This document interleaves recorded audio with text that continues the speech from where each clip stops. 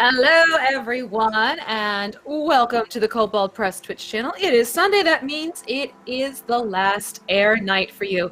As you can see, I have some of my lovely players with me. We have a couple who could not make it this evening, which is totally okay. We're still going to proceed through and see what these people get up to, because I have a feeling they're going to be keeping me on my toes, as always. I am V Muse. I will be your DM for this evening, and it is a Tales of the Old Margreave inspired D&D5E game that we're going to be playing tonight for those of you who might be new in the chat. So what I always like to do each time is have everyone go around, introduce who they are and who they will be playing. And let's start. I'm going to change it up. I'm going to start with Jesse this time, because normally we go top to around. So Jesse, why don't you start us this evening with who you are and who you are playing. Hello, I am Jesse, also known as @JesseNeon on just about everywhere in the internet. I am playing Maurice, a Pantheist priest cleric of many domains, and I'm here to pray to gods and chew bubblegum, and I am not out of either. Fantastic, good to know. Sliding over to Jim. Hey, everybody. How's it going? Glad to be back. 2 weeks is too long, but we do what we got to do. I am Jim Davis of WebDM, and I am going to be playing Slain, the Trollkin Gloomstalker Grandma's Boy / Ranger. I love it. That's a great way to put it. Shifting up to Sky. Hi, I'm Sky, and you can find me at Torn Pixie or Torn Pixie Twitch, depending on the platform. Not going through that right now because that's actually too many. Someday I'll get that cleaned up. And I'll be playing Aelil Goleth, who is our Shadow Fae Light Eater Warlock / Circle of the Oak Tree. I think it was Oaks. Druid. Oaks, yep. Fantastic. Trees! Trees! Give me the trees. Well, actually, what's funny is, because didn't Slain take that on too?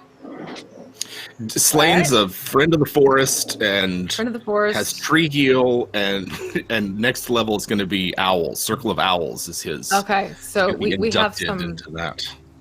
Yeah, very much some tree hugging factors. We do. We really do. But it's the Margreave.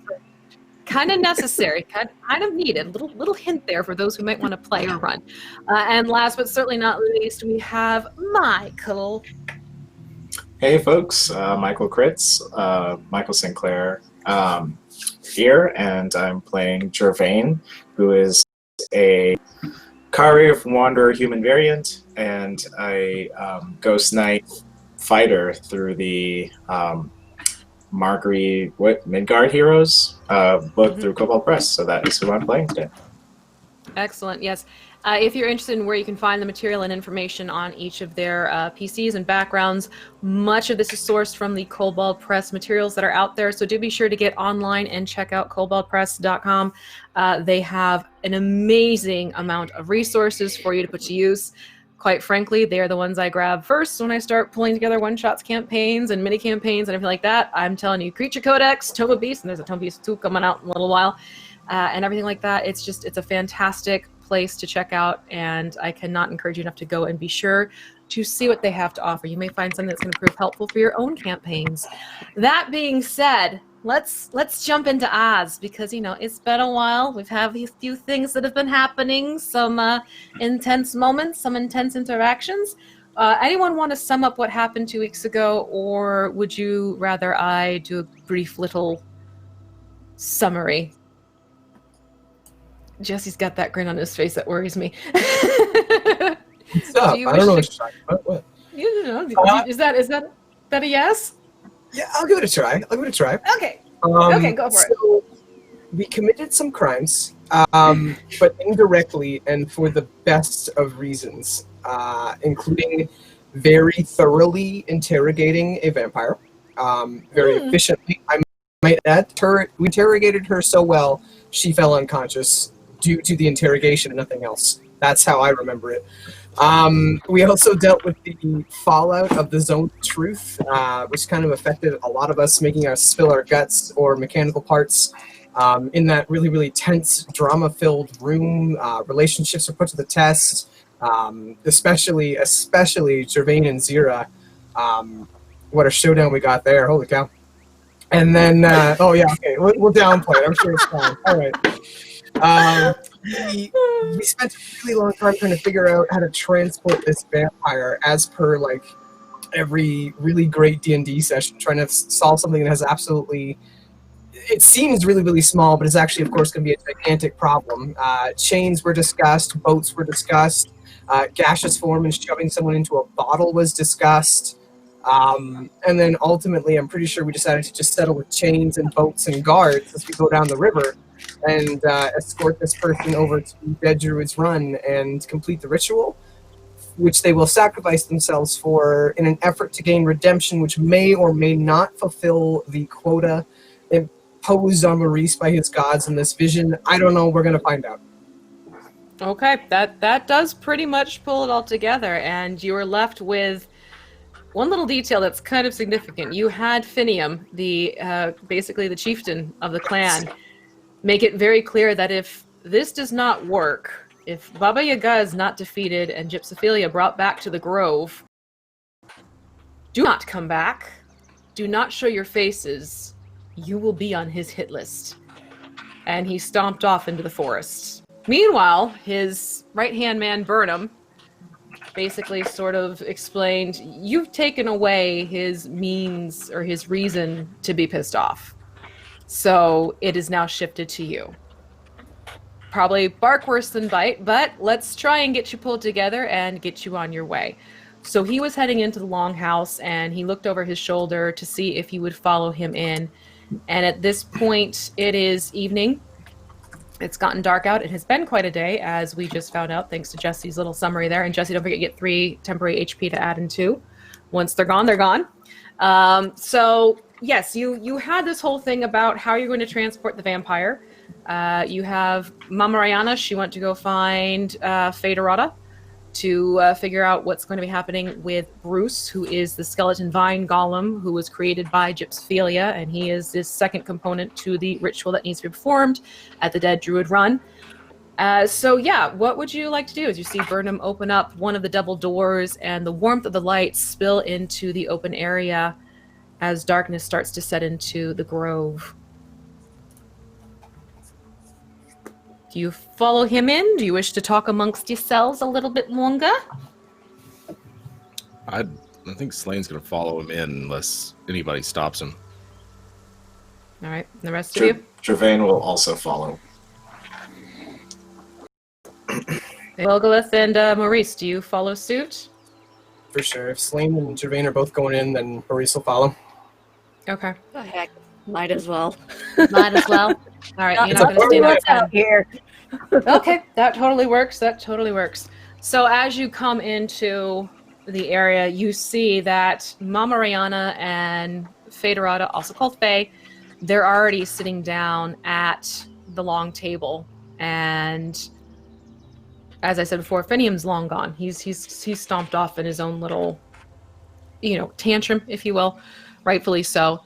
And Burnham is sort of muttering to them quietly, so you can't quite hear what he's saying, but it doesn't stop as you enter, so you get this sense that it's not something that's about you, it's more something he needs to discuss with them. What would you like to do, seeing that these 3 are in the Longhouse main room with you? I don't want to interrupt him, but as soon as there's a break, Slane will interrupt. Okay. You're like, I listen, things are tense and everything, and I don't want to make things worse. But do you guys have a coffin? Like a big box?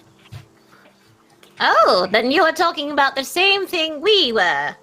You hear Oh, Mama's great. distinct voice. Yes, well, little funny quirk about vampires. As Burnham just reminded me, because I sort of forgot, because, it happens every so often if I've had, in my flask. Oh, sure. So apparently, crossing running water is going to be a problem for vampires. And someone else who's sort of slightly affected by the effects of a certain potable, debatably Yes. potable. She means Yes.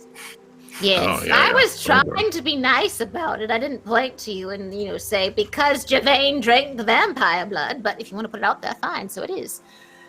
But, we may need to reevaluate the situation with trying to get out on the water. God forbid anything should happen, like, if the boat tips over, then bye-bye element of ritual that we Oh, need. yeah. Well, I was thinking more speed, but you're right about that, Mama. So, well, in that case, we're gonna need some kind of litter or like sled or something.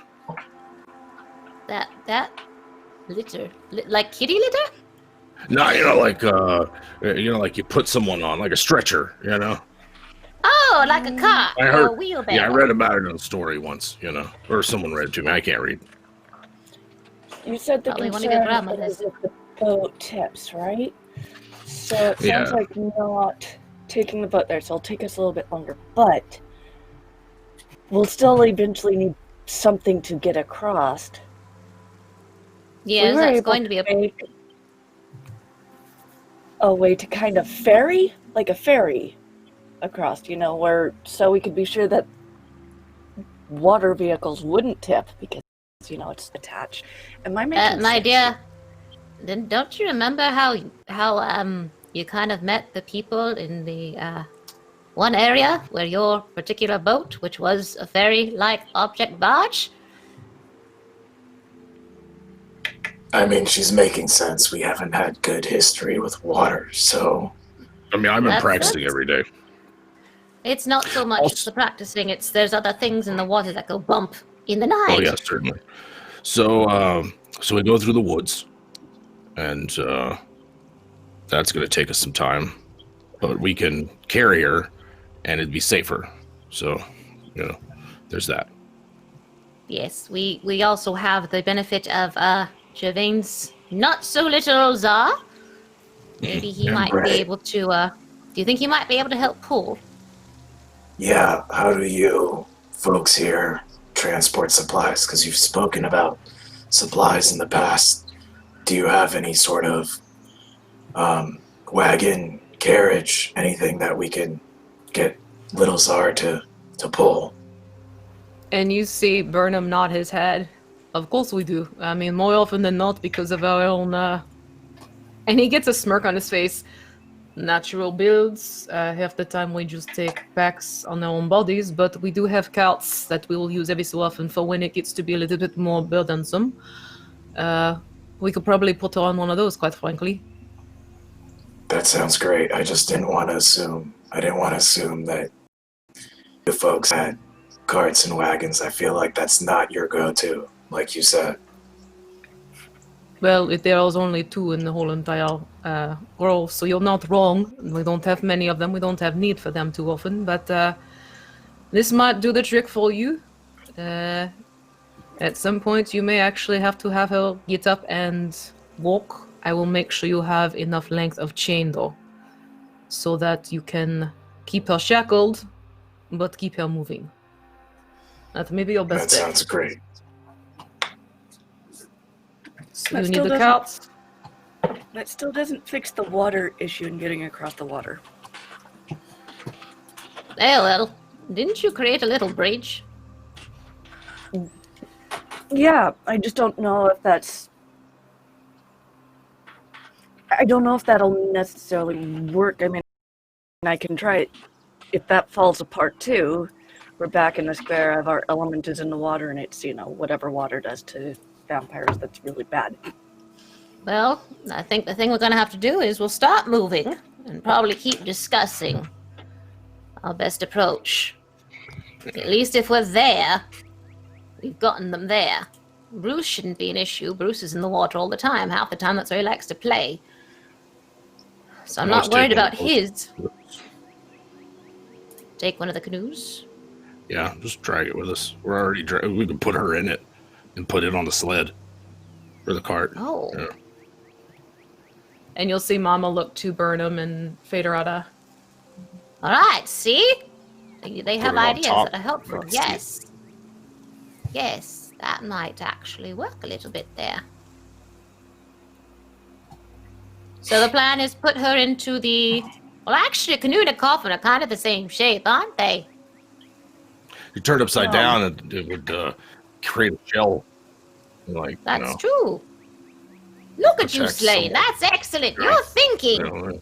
Oh, well, it's, it's okay. Don't, all right. He's super nervous.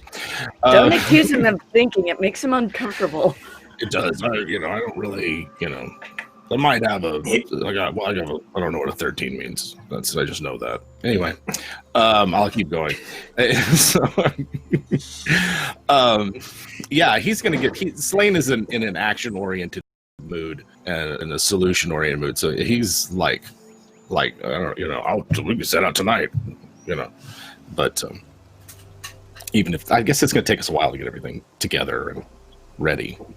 You're going to want to get supplies pulled together. You're going to want to get Dracera put onto this. Well, first of all, you're going to need to get the cart and then get Little Czar harnessed for it, as well as get Dracera into the cart, get the canoe. So there's a few things that you'd probably need to prep and prepare. And if there's any other supplies or anything like that, you'd want to make sure you have with you, by all means. Now is the time to get it pulled together. Since you're not going to be taking the river like before, it is going to take you a few days to get from point A to point B, so to speak. You're probably looking at about at least 3.5 days journey, if not a little bit longer, because of the cart itself.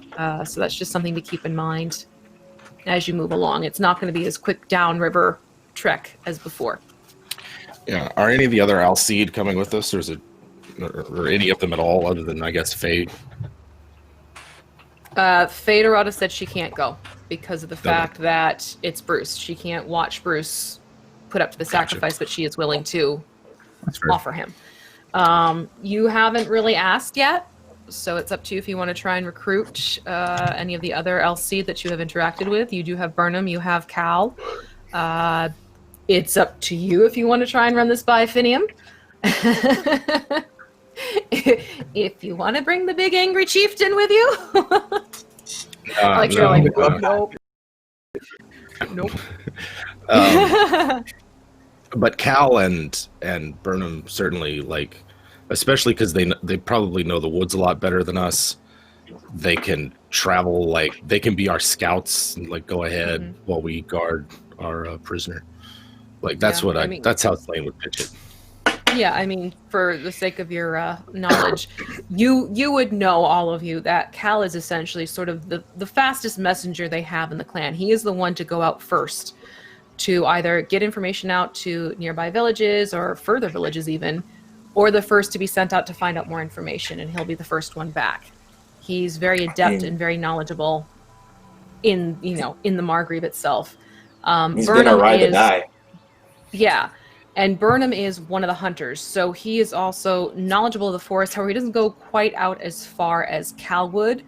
It wouldn't stop him from assisting you if that's what you wanted, but he wouldn't be as comfortable with the terrain after certain points. Gotcha. Well, if they're offering their help, Slim, we certainly could use you. Who knows what might be out there. Okay, so maybe you might want to go and try and find Cal then? Yeah, if he's around. Because that's Slane's other thought is, we've got to transport a vampire through some woods. We might be having to fight some otherwise decent folk who might not want, I don't know, fight them, but, confront them, Right, yeah, there's issues with what you are transporting, for sure. Yeah. You also have at this point both Zira and Weeble Wobble. They've been quiet. They're kind of just standing off to the side and looking back and forth between the conversation and taking everything in. But they just keep nodding their heads in assent that yes, they're in agreement, everything like that. So, do you express to Burnham that you'd want to speak to Cal or Order of Operations? Do you want to try and get? Okay, so you want to talk to Cal first. Anything else the rest of you'd want to do, or also go along and try and work with Cal, talk with Cal? Gervain. I will, of course, get pie since Zira is not focusing on that. Absolutely. Oh, is this the episode Gervain gets his pie? Facts. So if you were to express that to Errata, she would get up and, almost as you're finishing the sentence, Anything you'll need, I will absolutely make sure I can get that for you. So you want the pie? Is there anything else I can pull together for you for resources for eating and making sure you have enough sustenance for your journey? Mine's also great. We always love that. I'm good. Thank you. If You're it's fine? all right, I'd like a pie too. Not going to explain why, just would really like to have just one. Thank you. Would you prefer some oil, or would you also want some oil too, Maurice, considering what has happened Sure. in the past? Sounds great. Alright. Really just one pie though. It's fine, don't worry about it. One It's pie just a and pie full of Crisco. just a pie full of Crisco. Oh my god, barf. I hope That to God sweet doesn't actually Vaseline fit. taste. Ooh, mwah. My stomach's actually like turning over at the thought of this. Not good. So she'll get up and she's basically getting your order for numerous pies, plus one for Maurice, as well as, you know, a couple of flasks or such pulled together for oil for you, Maurice, because, you know, that rust, which hasn't been around lately, come to think of it. But past few times you've gone out into the Margreave itself, different story.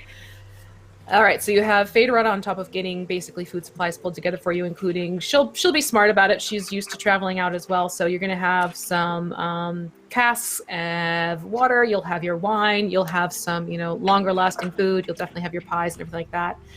And if you've expressed to Burnham that she wished to speak to Cal, you would have found out from Burnham that Cal has been basically sort of keeping watch at the main gate area, just to see if anyone's coming or going. Almost kind of putting himself in more of a leadership role just by default, realizing that the clan needs everyone to pull in and do more for each other. So if you wanted to, you would have to go back outside and you'd be walking out towards the main gate area, which sort of runs alongside of what starts as a stream from the lake into a, you know, larger bit that feeds into the river.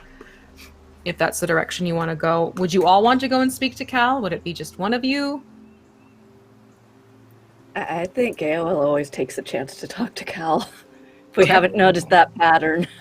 Yes, yep, that's totally fair. So Ael will be going to seek out Cal. Slane, express that you want to speak to him. What about Gervain and Maurice? Would you go along, or would you... I think Maurice would actually stay and talk to Zira and Weeble Wobble. He has a little bit of a plan for them / suggestion. Okay. And Gervain is going to get Zar and then ascertain where the cart is and get that set up so he's comfortable before we take off, so it's not like a huge shock.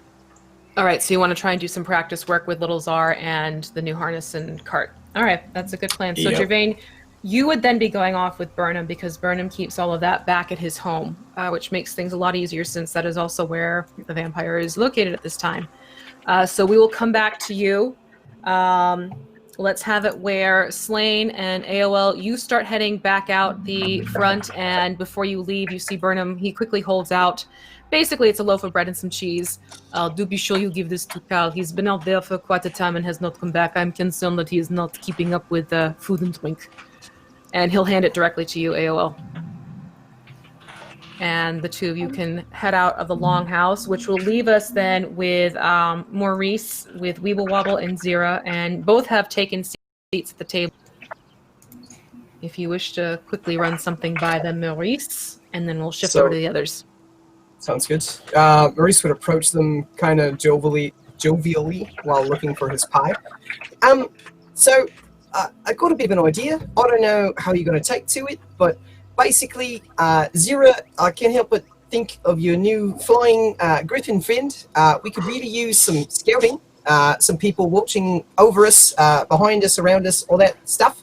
And Weeble, you're not large, would be the nice way to say it. Maybe the two of you could get on top of that little flying thing and surveil us as we make our way through the forest. Keep an eye out, maybe warn us, ward things away if anything comes to get us, that kind of thing. And you'll see Zira's face break into a very eager grin. And she's almost so excited she can't speak, and she just nods her head vigorously for a little bit. She goes, Yes, yeah, totally. Yes, I'll absolutely. We can use him, and we'll do some scouting while he's able to be out, and then we'll hit the ground, and when it's time to sort of like call it a night, we'll just make sure that we meet you guys up along the way. But we'll be your eyes in the sky. And Weeble kind of looks back and forth between the two.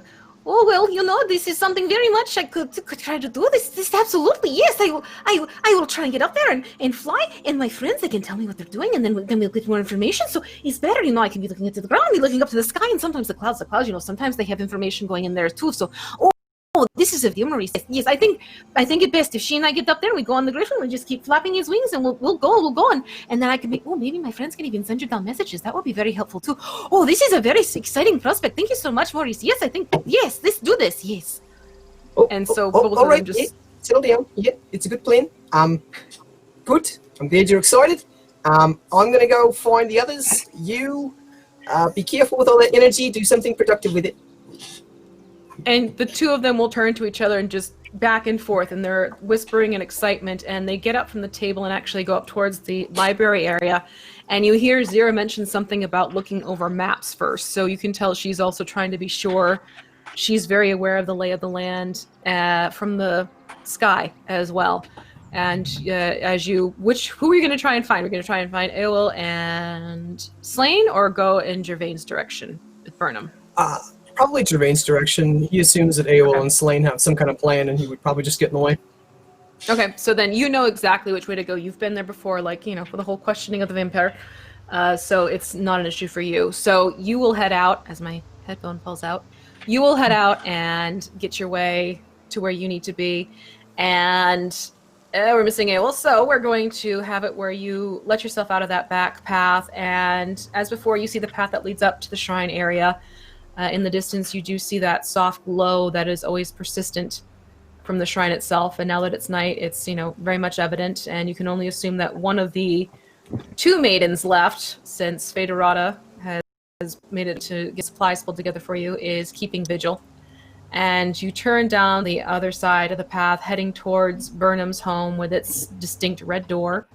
And you'll notice that there's actually some torches lit behind it, instead of anything happening in the front. So you kind of get this sense that probably that's the direction you need to head in, and we will leave Maurice as he's walking around the side of the home to go to the back where Gervain and Burnham have been getting some things pulled together for little Czar.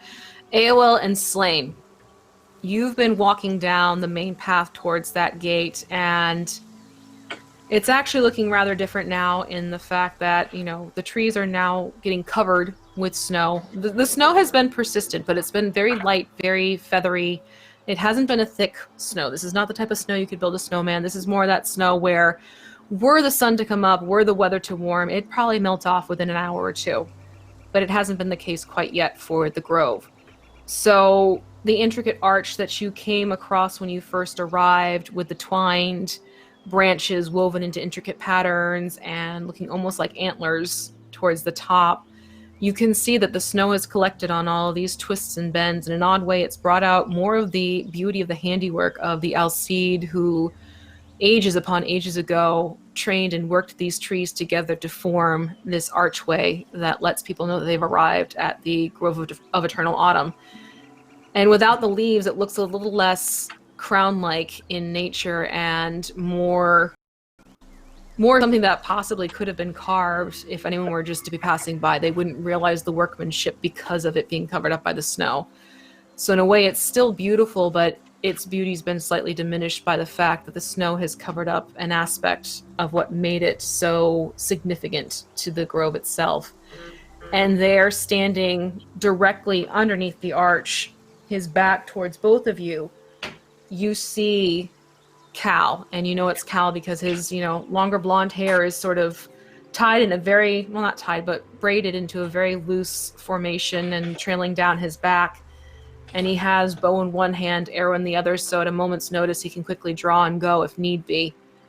And you start approaching him. Are you going to try and be quiet about this, or are you going to be walking in a way that he'll be able to hear you?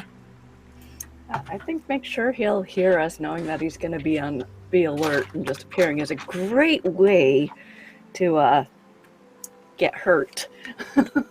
Well, you don't want friendly fire. Imagine that. Okay. I don't Slain, feel same? like Yeah. I don't feel like getting shot by the person I like. Okay, so that actually works. So I have a feeling that Slain, you've kind of been tromping along with your trollkin feet, and maybe even enjoying the sound of the crunch of the snow that's gathered on the that's great. pathway. So Do we you get know this- that Aeolith? Sorry, I didn't mean to interrupt. But like, do we know that Aeolith is sweet on Cal? We've had some hints. There have been Okay, context clues. I got you. I didn't know our potentially- character.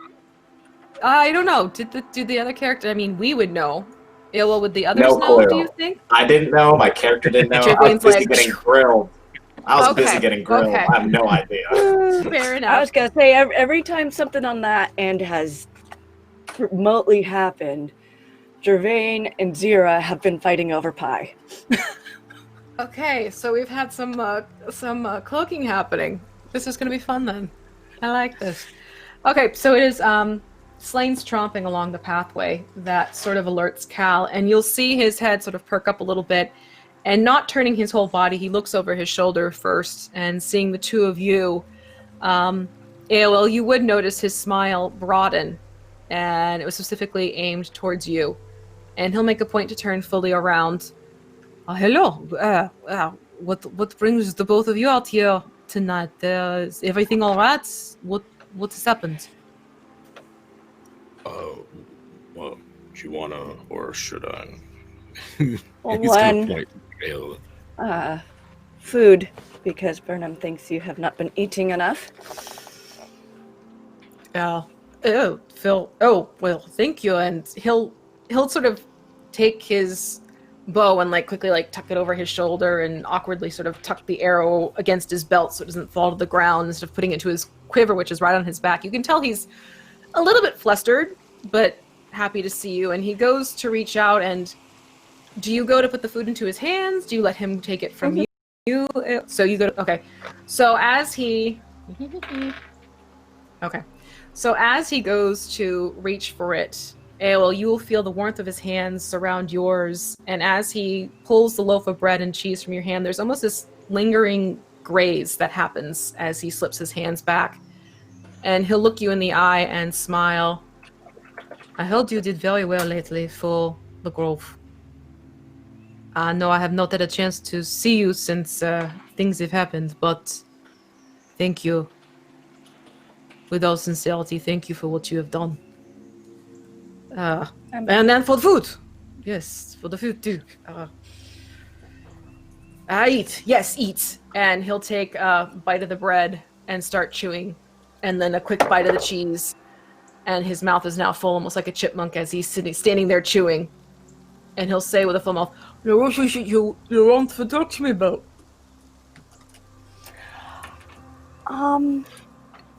We're getting ready to head out to the run to handle the whole ritual situation thing.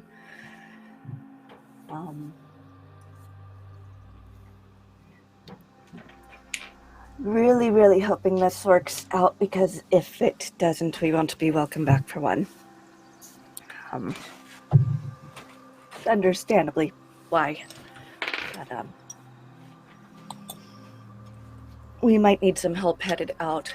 We don't feel comfortable doing the boat things. Well, if the vampire falls in the water, we lose the vampire. We kind of need that. She's kind of having a hard time with this stuff because, Mm-hmm, Okay. Mm-hmm. So And- notice that. Go ahead, Beak. Slain, you would notice that, he's furiously chewing and realizing the error in his ways of taking a big hunk of drier bread and sticky cheese, and he's standing there chewing while Aol is speaking. Is there anything you would want to add to it? He's sort of just nodding his head yes, he's listening to what is being said. Yeah, so, we expect some kind of trouble, although I hope not. But, better safe than sorry. You know the way between here and the run pretty well, right? And Burnham's going to come with us to help guard, but this might be our only chance to help the Grove and get Gypsophilia back without having to go toe-to-toe with Baba Yaga. And he's furiously chewing. Like, you can tell he wants to reply to you. And as he goes to swallow, wrong pipe factor kicks into gear, because poor fellow, I just rolled.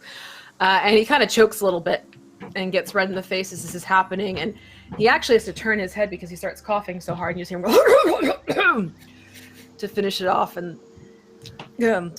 pardon, I would be more than happy to assist you. And yes, of course, I can absolutely take you through the pathways through the forest to get to the run instead of taking the river branch down. Problem at all. I'd be more than happy to do that. When do you want to leave? When do you want to go? I'll make sure I have everything ready, and I can, I'll do whatever is necessary. Yeah, we were hoping in the morning, first light.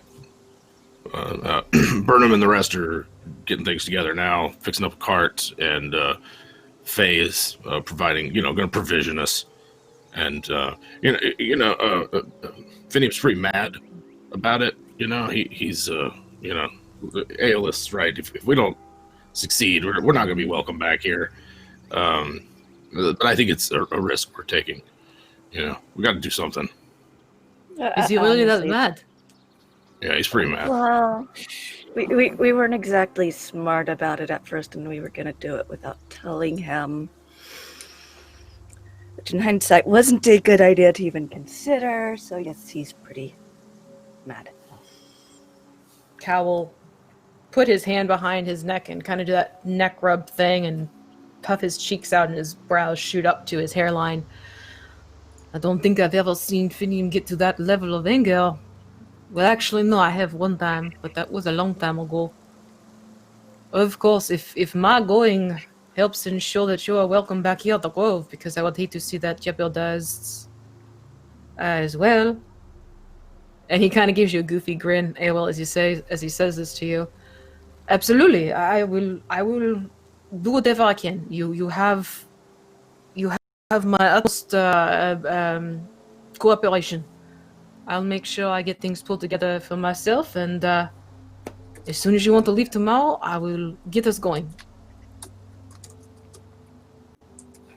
Yeah, that'd be real great. Thank you, Cal. And I think I heard my name being called back at the Longhouse. It's troll ears. I don't know if you guys heard it, but I'll be back. Performance. Yeah. Performance. Roll me a performance on this one for Slain. Slain being smooth and suave. I got 14. Okay. How is Slain more smooth than Cal? In what universe are we in?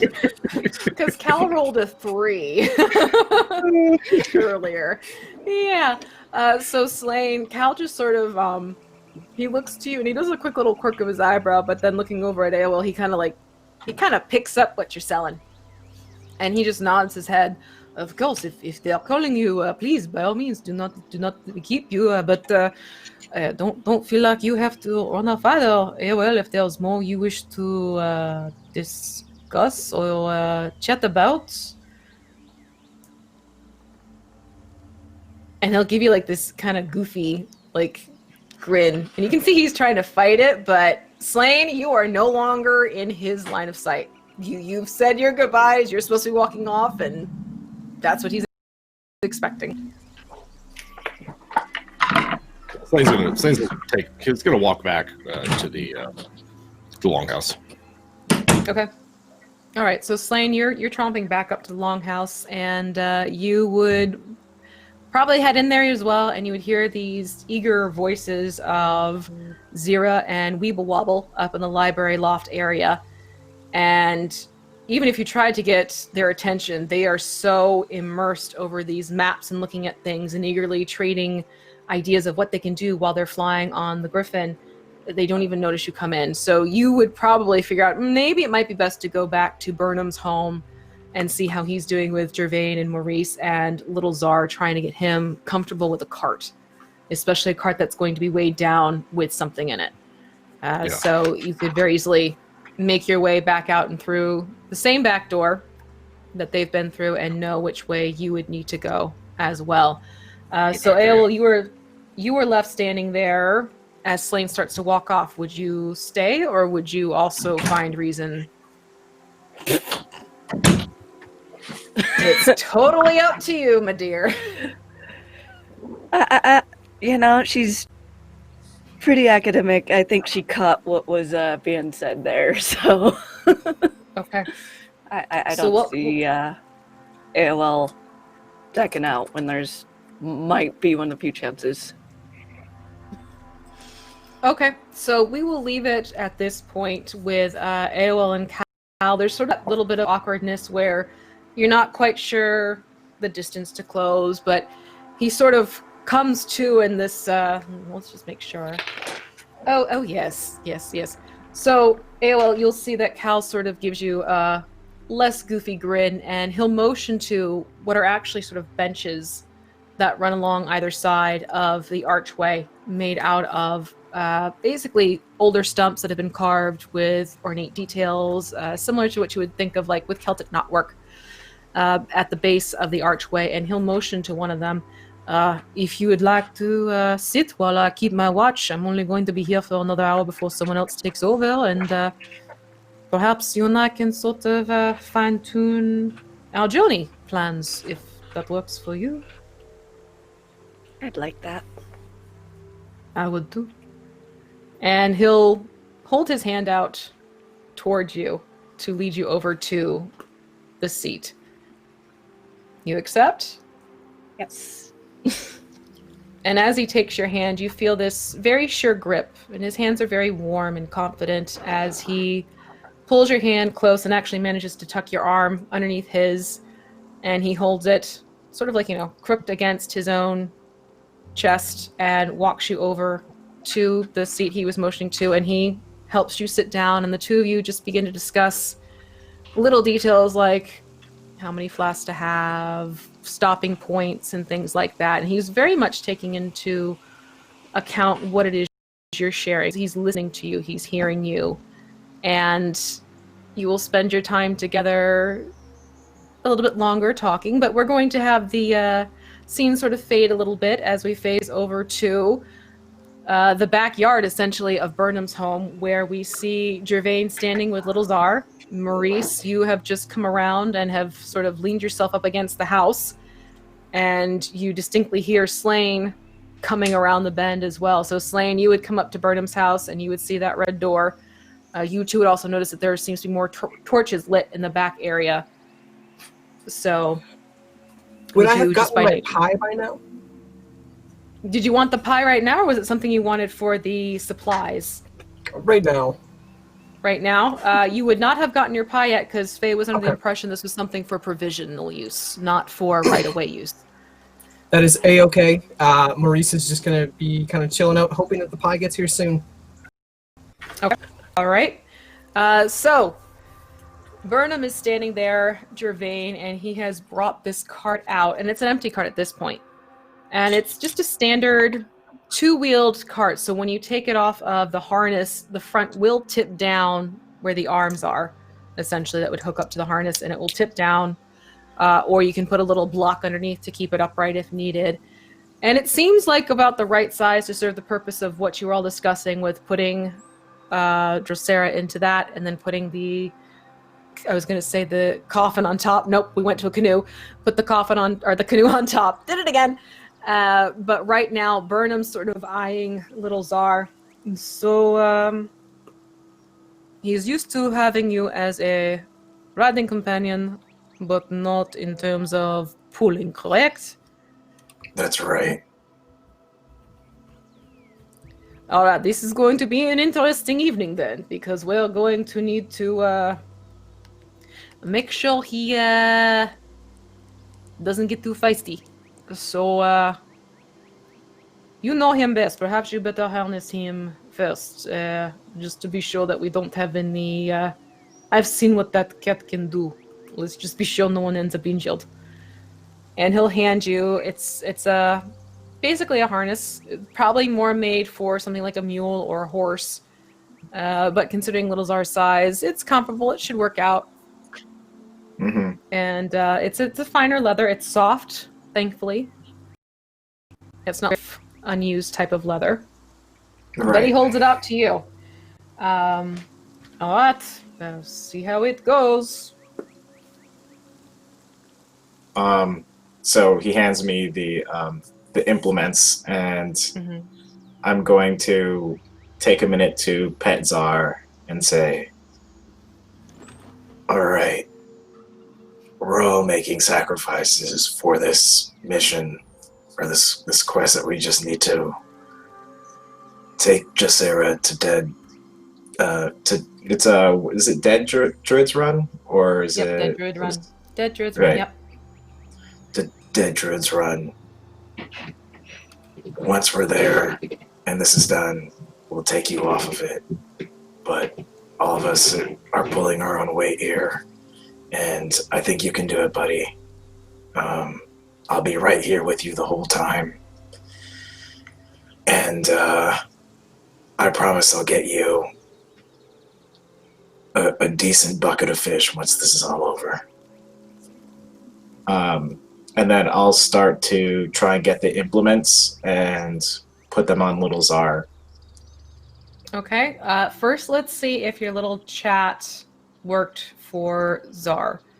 Little Okay. Zar. So let's do, I'll give you a choice, either persuasion or performance for that. And I'm See how at it disadvantage again because of not moving far. Okay, so performance or persuasion. I'm gonna go with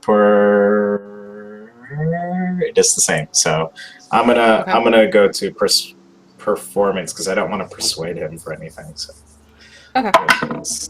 All right, that's decent. 17. 17. Okay. With a 17, you see, especially because you have this bond with little Zar, he's taken what you have to say into account, and it's sort of like this, like, oh yeah, okay, this you seem to be knowing what you're doing. Sure, okay. He is eyeing the harness contraption a little bit skeptically, but he's not trying to back away. You're not hearing the low growling grumble he might do if he's feeling intimidated or threatened in any way, shape, or form. So that's promising. So you're going to go into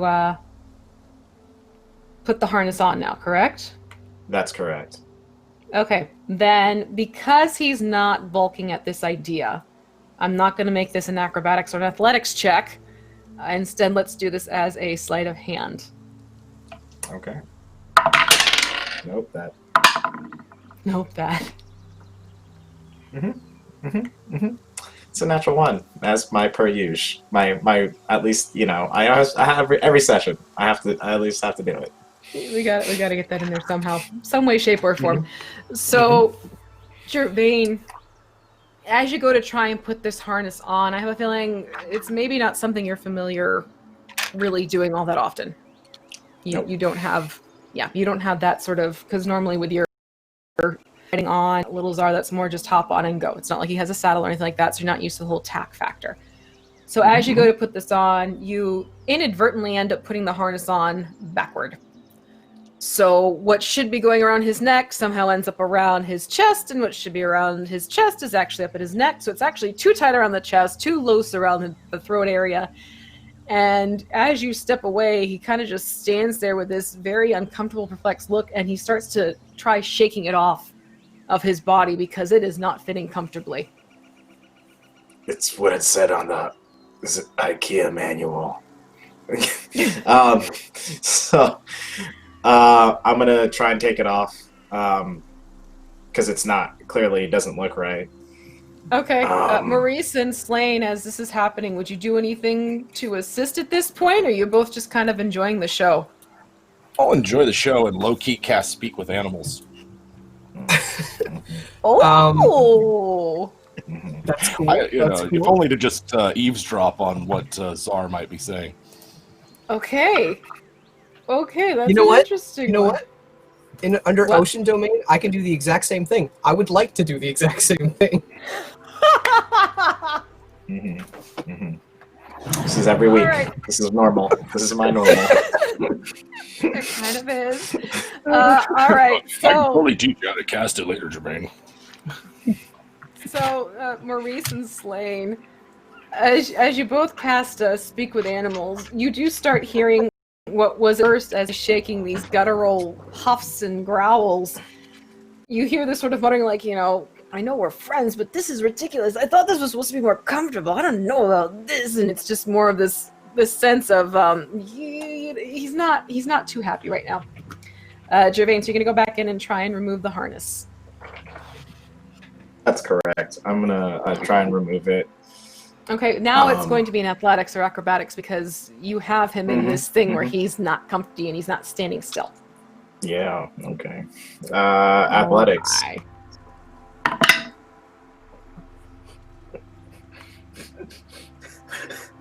I can't. I literally can't. I literally can't. I just have the worst luck. Like everything with variance, it's the worst.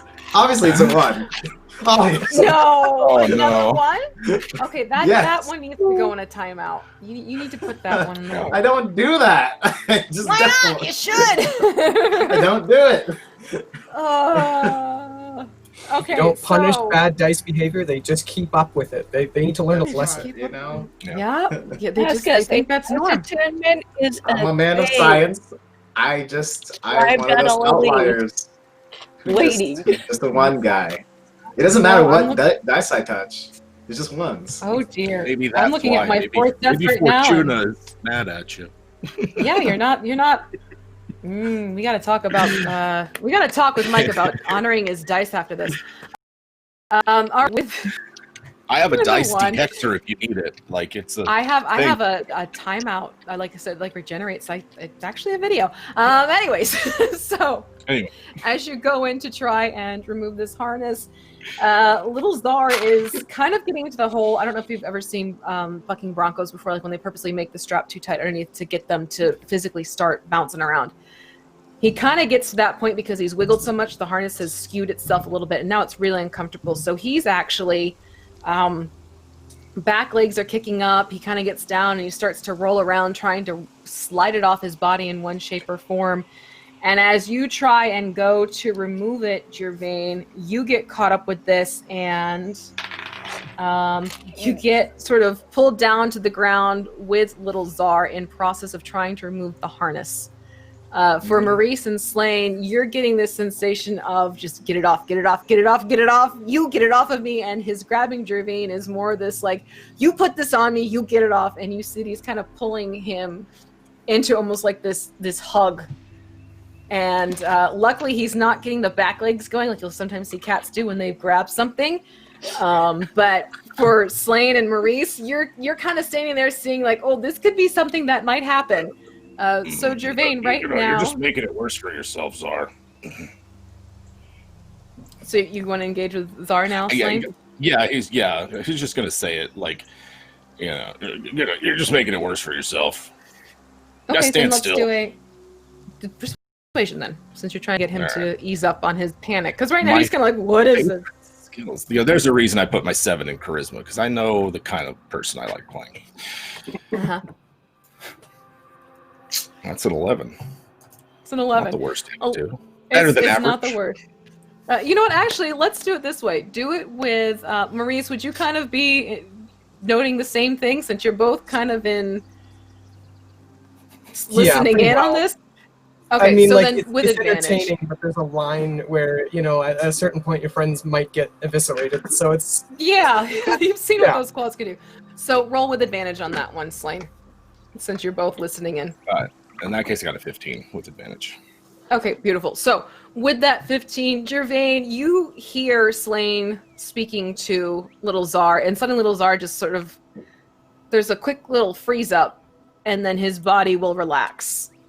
And he removes his front paws from around you and just sort of rolls so that he's still belly on the ground, but he's lying there still. Not flipping out. All right, we'll try this again tomorrow morning, early tomorrow morning. I'm talking to Zar, and I'll make sure that you're fed well before we start this again. And I'll just spend time around the cart, like how you usually do things with cats. Like you just try and have them be around the item and just futz with it. and then just like be there and give them pets or whatever what they want around it. So I actually might just spend the rest of the time or evening or whatever, unless there's food or dinner to be had, to just spend time with Zara around the cart at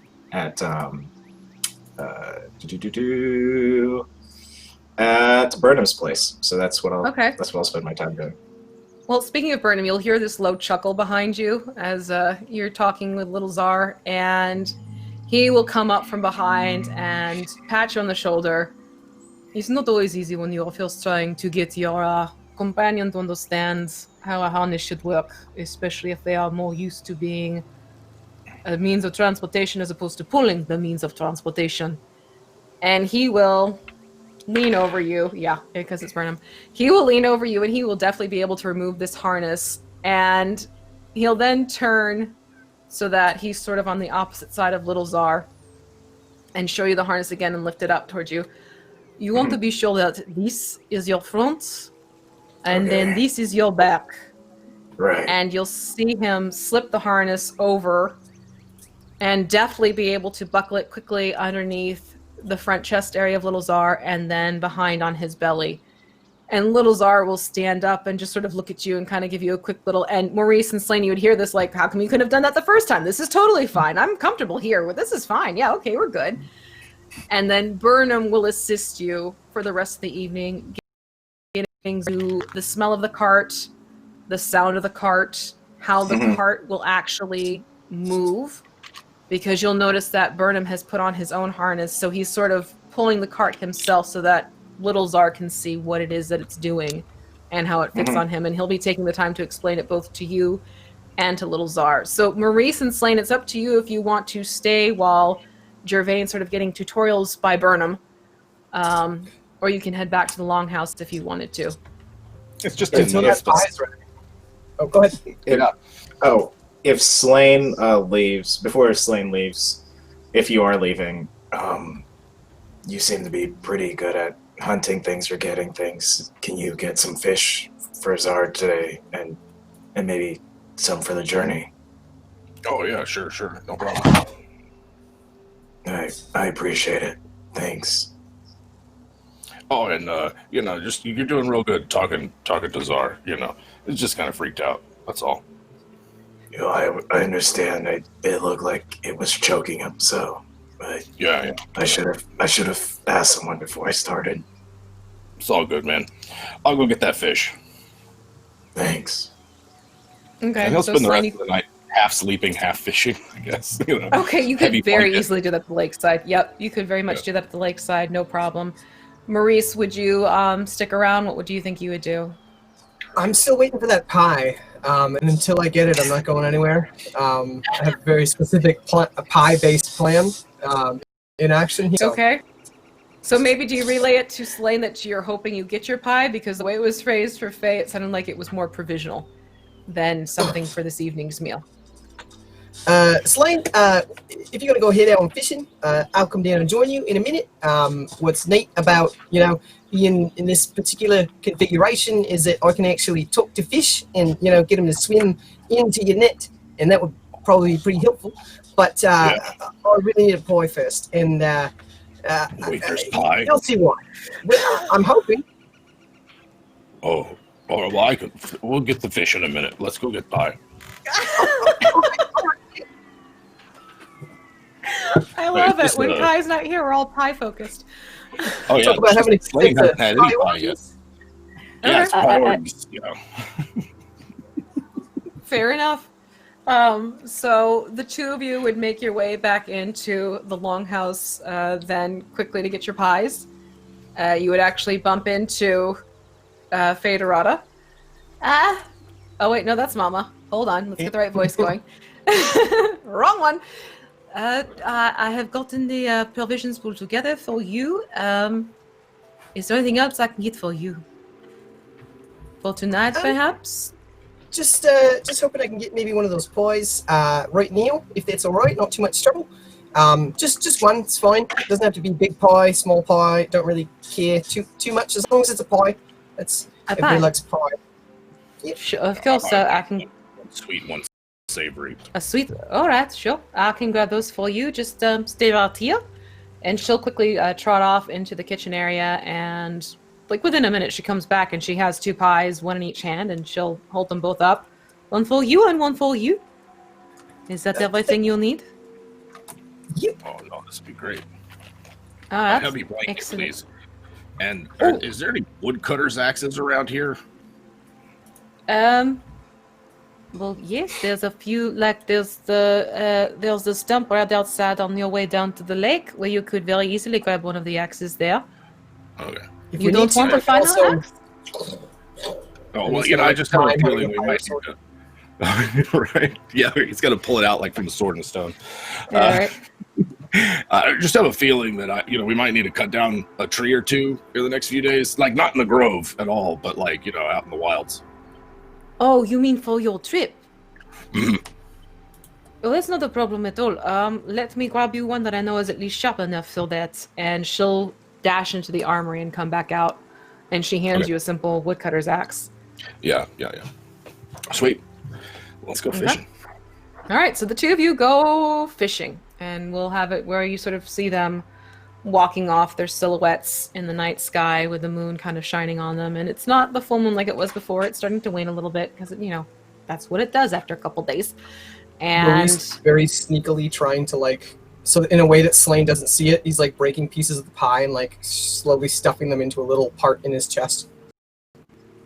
I'm not going to ask why. Okay, so Maurice is stowing bits of pie away, and we'll then phase back over to AOL as she is with Cal at the archway. AOL, you see that Cal is sort of looking at you, and this expression of concern crosses his face. Are you at all worried about this journey and the task at hand? I think I'd be silly if I wasn't. You can prepare for every eventuality and then have something that you didn't think of happen. So, Are you ready for your worst case scenario? Then about as ready as a person can be, I think. don't do anything foolish. Because if you do something foolish, I can't guarantee that I won't.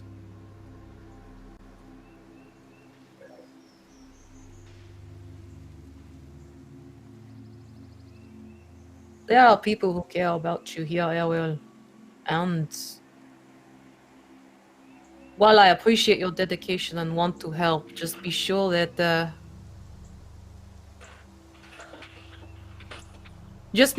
any last resort decision is worth what may come of it.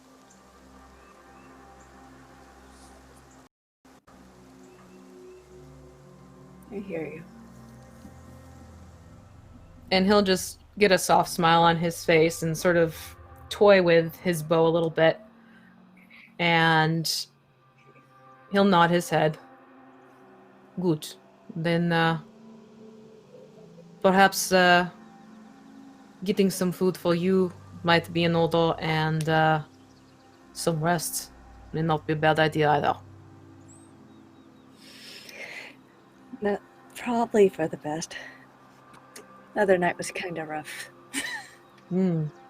That's one way to put it. And Ael, you would notice that another form of an Alcide is coming down the walking path, a little bit too far away to see who it is exactly. But from Cal's reaction, he extends his hand out to you again and offers it up to help you rise from your seat. He'll tuck your arm underneath his again, and he'll start walking towards the figure. So you can tell this is probably the sort of the changing of the guard type thing. And as you walk by, he does nod at the other young Alcide, who is basically taking up the next round of watch, and he'll lead you back up to the Longhouse and into the Longhouse itself, where you'll see Mama is sitting at the table, and she has a little spread in front of her. There is more sliced up bread with cheese. There is some dried meat. There's a few apples and other fruits that look like, things like dried dates and dried figs type of thing. And the second you walk in with Cal, you see this broad grin go across her face.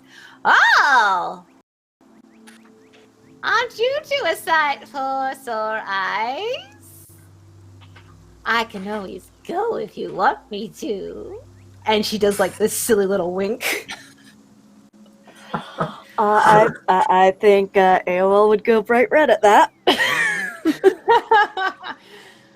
Now that's a color that suits you. And you hear her distinct as she finishes it. So Mama's been enjoying both food and drink in your absence, everyone. Right, well, you must eat. Where are the others? They should be eating too. I'll go get them. Right? Yep. And she'll stand up, and her hair is just this chaotic white fluffy mess as she stands. And she smooths out her skirts and everything. And Right, well, I'm gonna go get the other two that have been chattering away up there. They're talking about flying away tomorrow. Do they have wings? Is this a new development? I don't believe so. I think it might be turn of phrase. Oh, all right. I'm gonna get them. Let them know there's food on the table, and then the other ones, Metal Man and Slane and Gervain. They're probably hungry too. But first, I'll get the girls upstairs, and then bring them down. But I won't be too terribly quick about it. Right? she just kind of looks at both of you. And she does that thing like, you know, she walks away, but she's like looking over her shoulder as she goes up the stairs. And she is deliberately being slow. It's like, da-dunk, da-dunk. Hoping to catch dunk. stuff. Yes, she is absolutely right now trying to be the little bitty eavesdropping in on your conversations. But Cal, being the gentleman that he is, he will sort of get a plate pulled together for you and offer to go get you a drink from the sideboard. So you were able to sort of eat in peace. And she's sort of realizing that the two of you are not really feeding into her hopes. And she'll, you know, get herself up the rest of the stairs as she goes to get Zira and Weeble Wobble. And then Gervain, we are back out to you with the cart and Burnham helping you out. And he'll just sort of, as he's taking off the harness from himself and putting the cart down, he'll look over to you. Right, I think we have done about as much as we can, but I'd recommend you let him keep his harness on. He'll grow more comfortable with it the longer it stays on his body. Right. That sounds like a great idea. And I'll keep him happy between now and the time that we have to go down to Dead Druid's Run. And then I will, I guess, slowly get on Zar because I know he's uncomfortable. I'm not going to hop on him like I usually do. Okay. Thanks for all your help, Burnham. If there's anything I can do, or if I find something along the way, maybe you know, we'll talk about it. Maybe I'll get you something pretty cool on the way. So basically just trying to like thank Burnham for everything that he kind of helped me out with, because I would have messed that all up, left to my own devices. So okay. So which direction would you go? Would you try and go down to the lake knowing that Slane is fishing for Little Zar, or would you go to the Longhouse in this case? I think because I'm not supposed to be near water, I'm gonna head towards the main, or like the living area that we've been assigned. I forget the. Okay. But yeah, so I go towards that direction slowly with Zar. Like I'm just, it's like a stroll. That's what we're doing. We're not running. We're not jogging or walking. It's just a nice slow-paced stroll with the harness on. Okay, so as you are taking your little slowly paced jaunt, you'll see Errata. She opens the back door to that longhouse and sees you approaching, and she'll smile warmly at you. There is some food inside if you're hungry. Mama pulled something together for all of you. I was about to go and tell the others about it.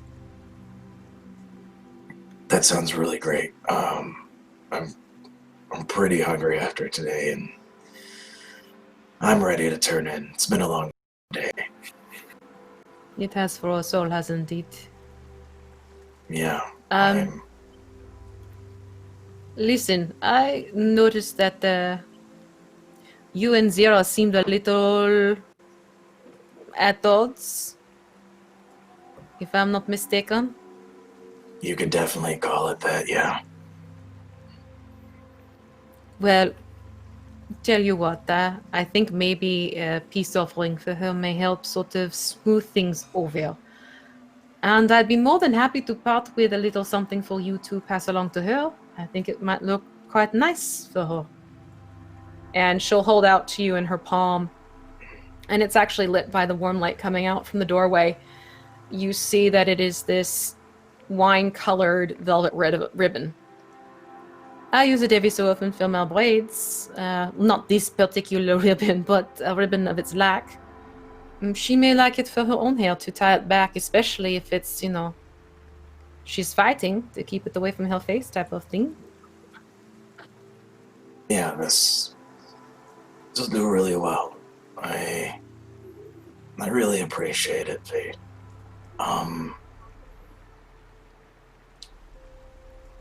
This place is really nice, and I'm sorry that all this has happened to your place and to your people.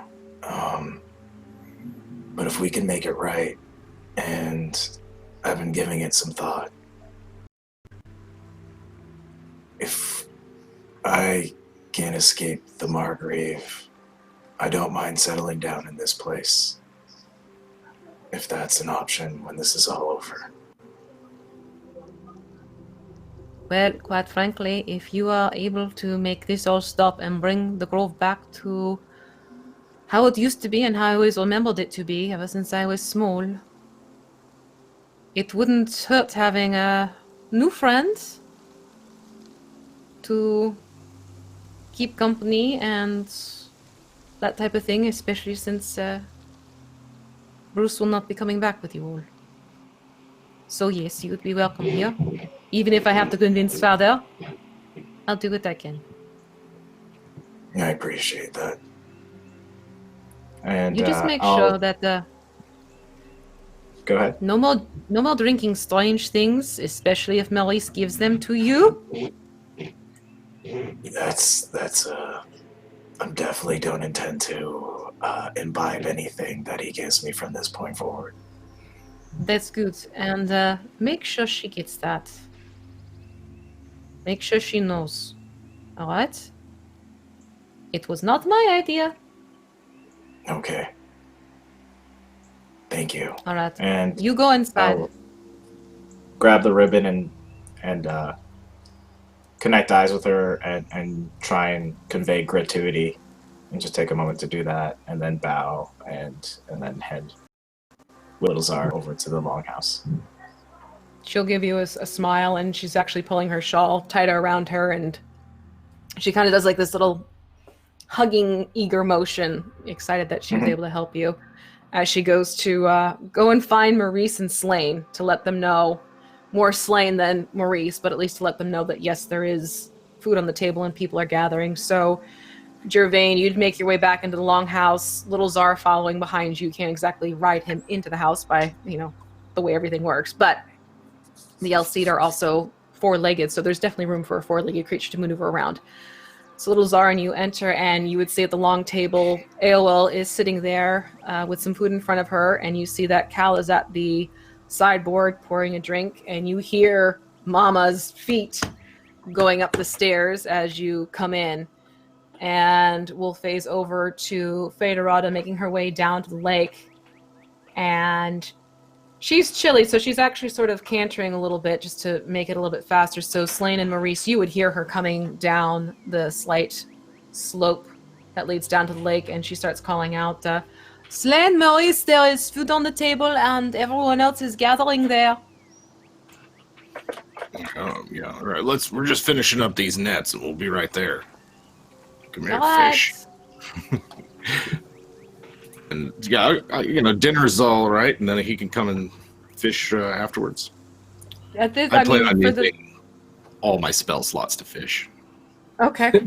So, if you want, type of net where you could leave it and see what comes in, like a Yeah, trap. yeah. or- Right now, it's like a trap net, just sort of like in the shallows, and then like a big bright fire nearby.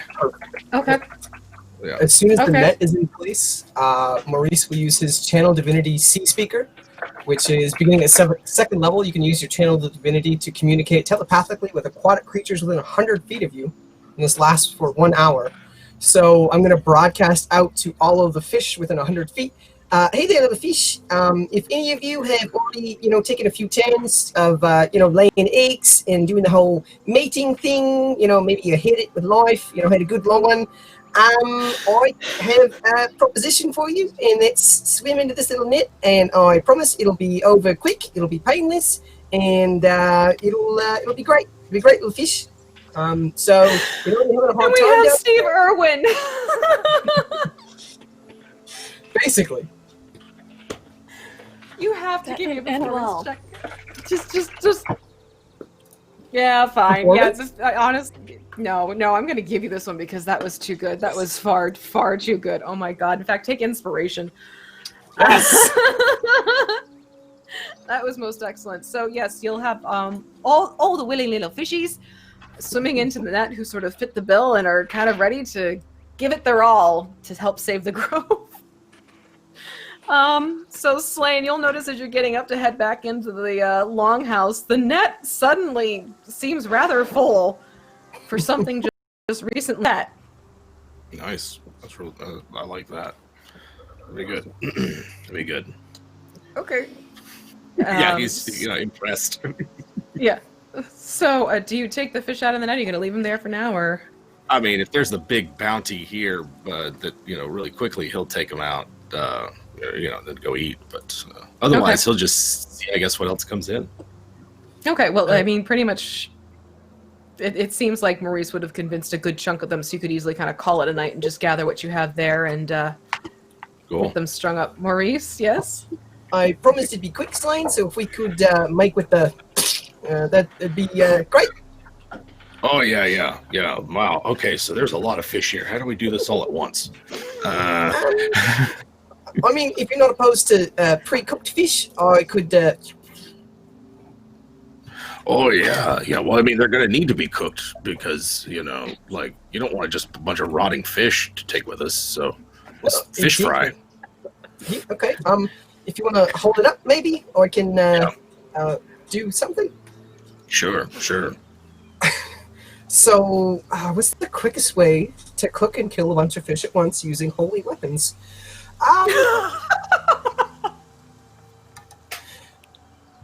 If it's, you know what? I think the thing that makes the most sense would either be Sacred Flame. Yeah, probably Sacred Flame. Yeah, let's do that.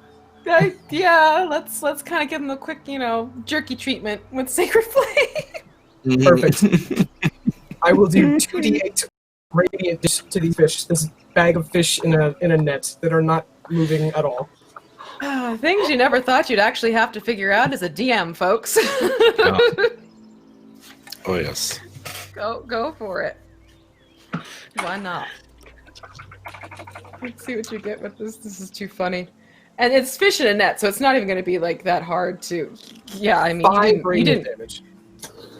Okay, so you smell this distinct odor of sort of fish being cooked over the bobby type of situation, and they're definitely set and on the way to getting nice and dried out. You might have to kind of maybe keep them in the net for a little bit just to kind of keep it contained, but they can hold off until tomorrow morning if you want to string them up type of thing or anything like that. But they're good for now. Perfect. All right. So basically we have it where everyone makes their way back into the Longhouse, and it's far more quiet than it has been in the past few evenings. The tone has changed where people are far more pensive. You can tell the greater collection of the Alcide of the clan have all decided to go off to their own homes and just sort of have dinner together in their smaller groupings of families. So really the only people in the Longhouse at this time are Errata, Mama, your group, and you do see Finium's hulking frame sitting in his usual spot, picking at some food. More so because Mama is right by his side.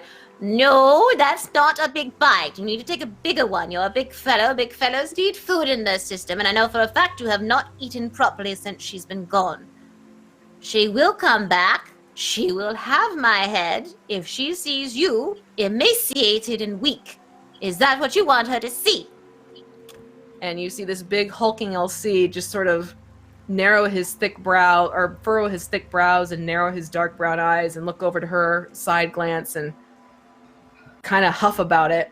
But you see him take a big bite of cheese and chew on it and just sort of look at her like, okay, see? And eventually, you'll all have a place at the table, and those of you who consume food and drink will have a fulfilling dinner. It's actually probably the first calm dinner you've had in a while. And it's basically more semantics of, you're going to get up at a little bit before morning's light to make sure you can get Drosera tucked away before the sunlight's full out and full strength. Because now that there are leaves that are falling off the trees, you don't have as dense coverage as you used to have in the grove. So that's something to keep in mind, especially for Aowal as well as for Gervain, because of the sunlight factor kicking in a little bit more now and it reflecting off the snow. So there's definitely speak of who would be wanting to get up earlier to make sure that Drosera is placed into the cart and tucked away underneath the coffin. There's also discussion in terms of Zira and Weeble Wobble as to when they would want to get up and take flight. Discussion seems to be more prep work on your end. They would fly off as soon as you're ready to go, but they'd have the advantage of flight. Zira does mention, though, that she only has about 5 hours at a jaunt to put Krotog to use. So that's something to keep in mind. She figures it's probably better that she scouts out as much as possible in the early morning hours, come back to you, and then they will walk along with you until the next morning and sort of rinse and repeat this approach of scouting for everyone, just to let you know if they see anything ahead of time. And then Mama is fussing over everyone. And between the fussing and making sure people are eating, you see her pulling out her little flask and taking a quick sip and tucking it back away, and then, catching some munchies as well. But it ends up that you'll see Finium just sort of sigh and place his big, thick hands on top of the table and pushes himself upright because, being the LC, it's more sort of like eating on Roman couches for them than it is sitting in chairs. So he goes from in his kneeling position on a pillow and he stands up and he looks at all of you, and he still seems kind of grumpy, but you're now wondering if maybe there was some hanger involved with his earlier outburst. I wish you all the very best of luck. I will make sure I am up in the morning to assist you should you need anything further. I am placing the well-being of my clan, my lands, my wife, in your hands. Please be sure you get rest. And if there's anything else you need in the morning, let me know. I do ask that now I not be disturbed. And this is about as close to an apology as you will get from Finium. And he will turn and walk off to his room, where he opens the door and he closes it with a decided thud. It's not that he slammed it, but it's sort of the final word to his statement, the period at the end of it. And you know that he is tucked in for the night. And you see Errata sort of stand up after he's left, and she looks at you all somewhat apologetically. I know he is an angered bear at the moment, but he is concerned about you. He did ask me what was getting pulled together and making sure the provisions were right. He may not act like it, but he does want to see you succeed as well, not just for selfish reasons, but also for your well-being. So, if you need anything else, let me know, but I am going to turn in as well. It sounds like we all have an early start to the morning. And she'll look at each of you and give you a smile and quietly make her way back to her own room opposite her parents' room. And you hear her door softly shut. And that leaves you at the table with Mama just sort of standing there and taking all of you in.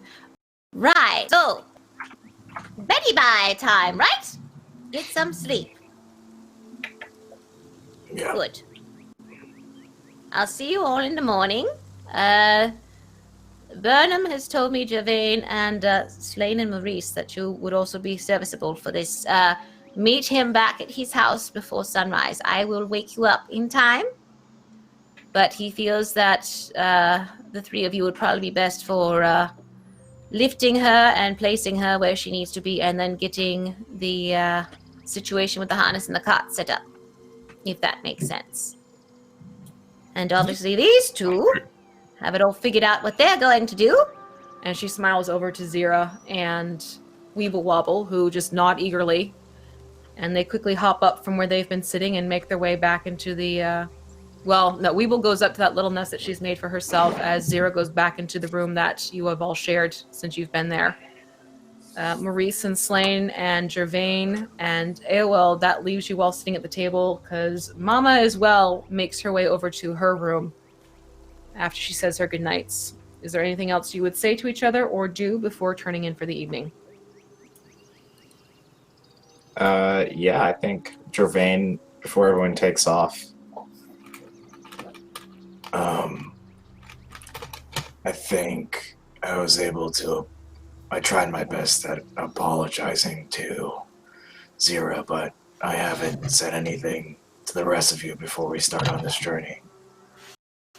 It was my choice, what I did, and I want you to feel safe that I will continue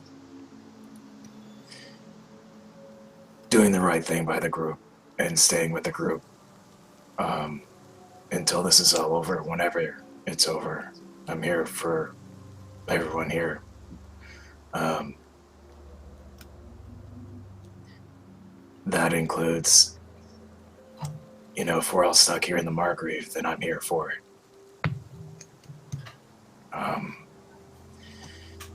And, I hope we're able to complete this. This is, it's going to be interesting, and it's going to be maybe rough at some goes, but I think we can all get through this. We've come up against a lot of things so far, and we've been successful, and I think we can get through this too.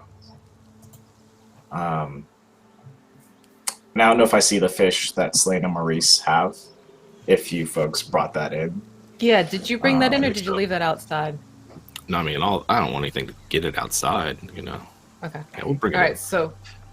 All right, so yeah, you would see the netted fish, which probably at this point I think have probably been wrapped up in various bits of, leather bags or whatever, just to kind of keep it all safe, with some left out for little Czar to begin with, since you did ask for some for this evening. Yeah, I'm gonna sit there for a moment and look at Ewell, Slane, and Maurice. Just spend some time looking at them, and then I'm gonna get little Czar settled for the night. and I'm gonna go for the bag of fish and just grab one and go outside and feed Czar one of them, pet him for a bit, and then probably head in and turn in for the night. Okay. If no one has anything for me. Divine, before you go, I want to do something real quick for you. Hold still. Don't move. Don't worry. Tell me first. Maurice is going to start glowing pink a little bit, as if when he's casting his fire spells and such. But a little bit of smoke is going to start raising up from his body, and there's a certain odor that smells kind of like food that comes out of him, and he's going to cast Create Food and Water, and then his chest plate pops open, and 45 pounds worth of pie kind of just spills out.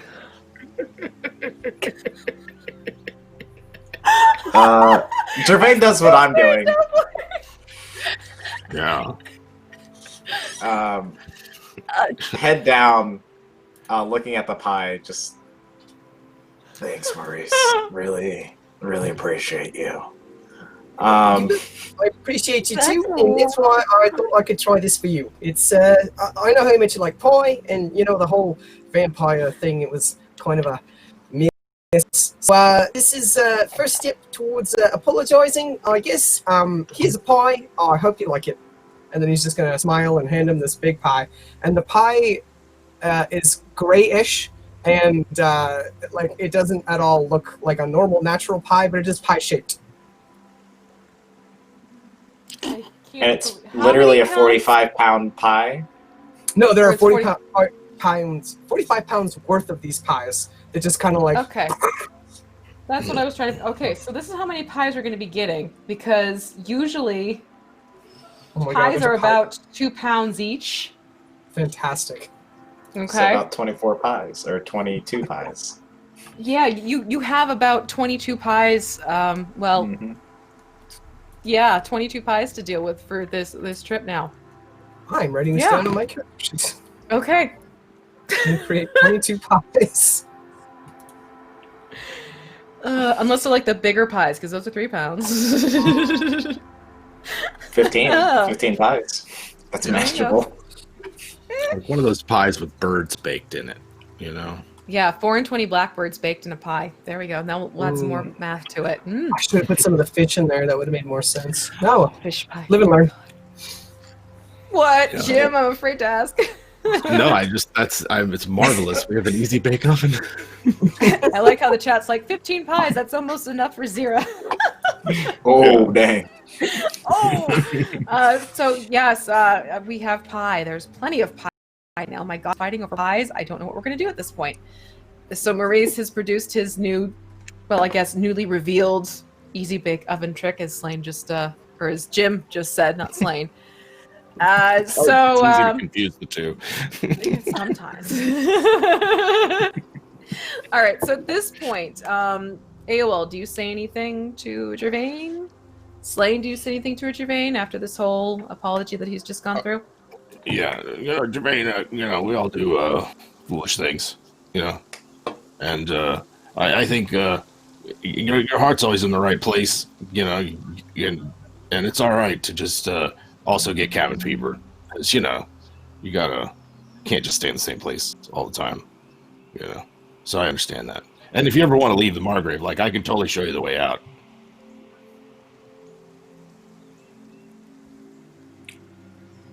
I'll take note of that. That's just like too much for Gervain to deal with at the moment. So he just like We can leave anytime. It's no problem at all. I'm just like- kinda like the Wizard of Oz. I nod at Slane and then I head out to just spend some time with Lil Zar. Probably after that, probably about an hour before I go to bed. Okay, fair enough. AOL, would you have said anything to Gervain before parting? Would you have eaten a pie? That's the question. Would you have many pies? Suspect of pie coming out of That's some suspect pie. especially That's some 45 pounds of it. I'm good for now. Thank you. But I'm good for now.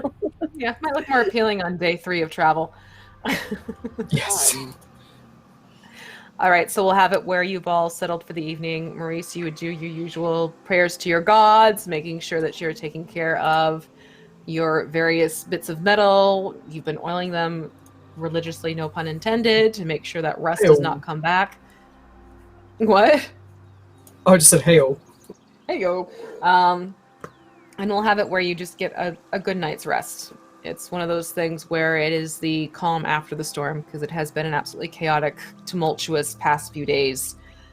And you are all woken by the soft shaking or knocking, depending on where you've bedded down for the night, of Mama getting you all up, true to form, as she said, before sunrise. Maurice, Slane, and Gervain, she makes a point of letting you know that Burnham is ready for your assistance. AOL, it is completely up to you if you want to go and see what's going to play out. You see that Weeble, Wobble, and Zira, they are up and they are making sure to have breakfast. And again, they are eager. In fact, Weeble Wobble has a rolled up bit of what you can only assume is map tucked into one of her many scarves. And you can see that Zira is eerily eating another pie. This is not the same pie. This is not a Maurice pie. This is a pie that has come from the back kitchen area instead. And she's more concerned about making sure that both she and Weeble Wobble are ready to go as soon as everyone else is. So it's your call if you want to go back to Burnham's house and see how this loading the cart and harnessing it to little Zar goes. Or you're welcome to sit and stay in the Longhouse, if that's your choice.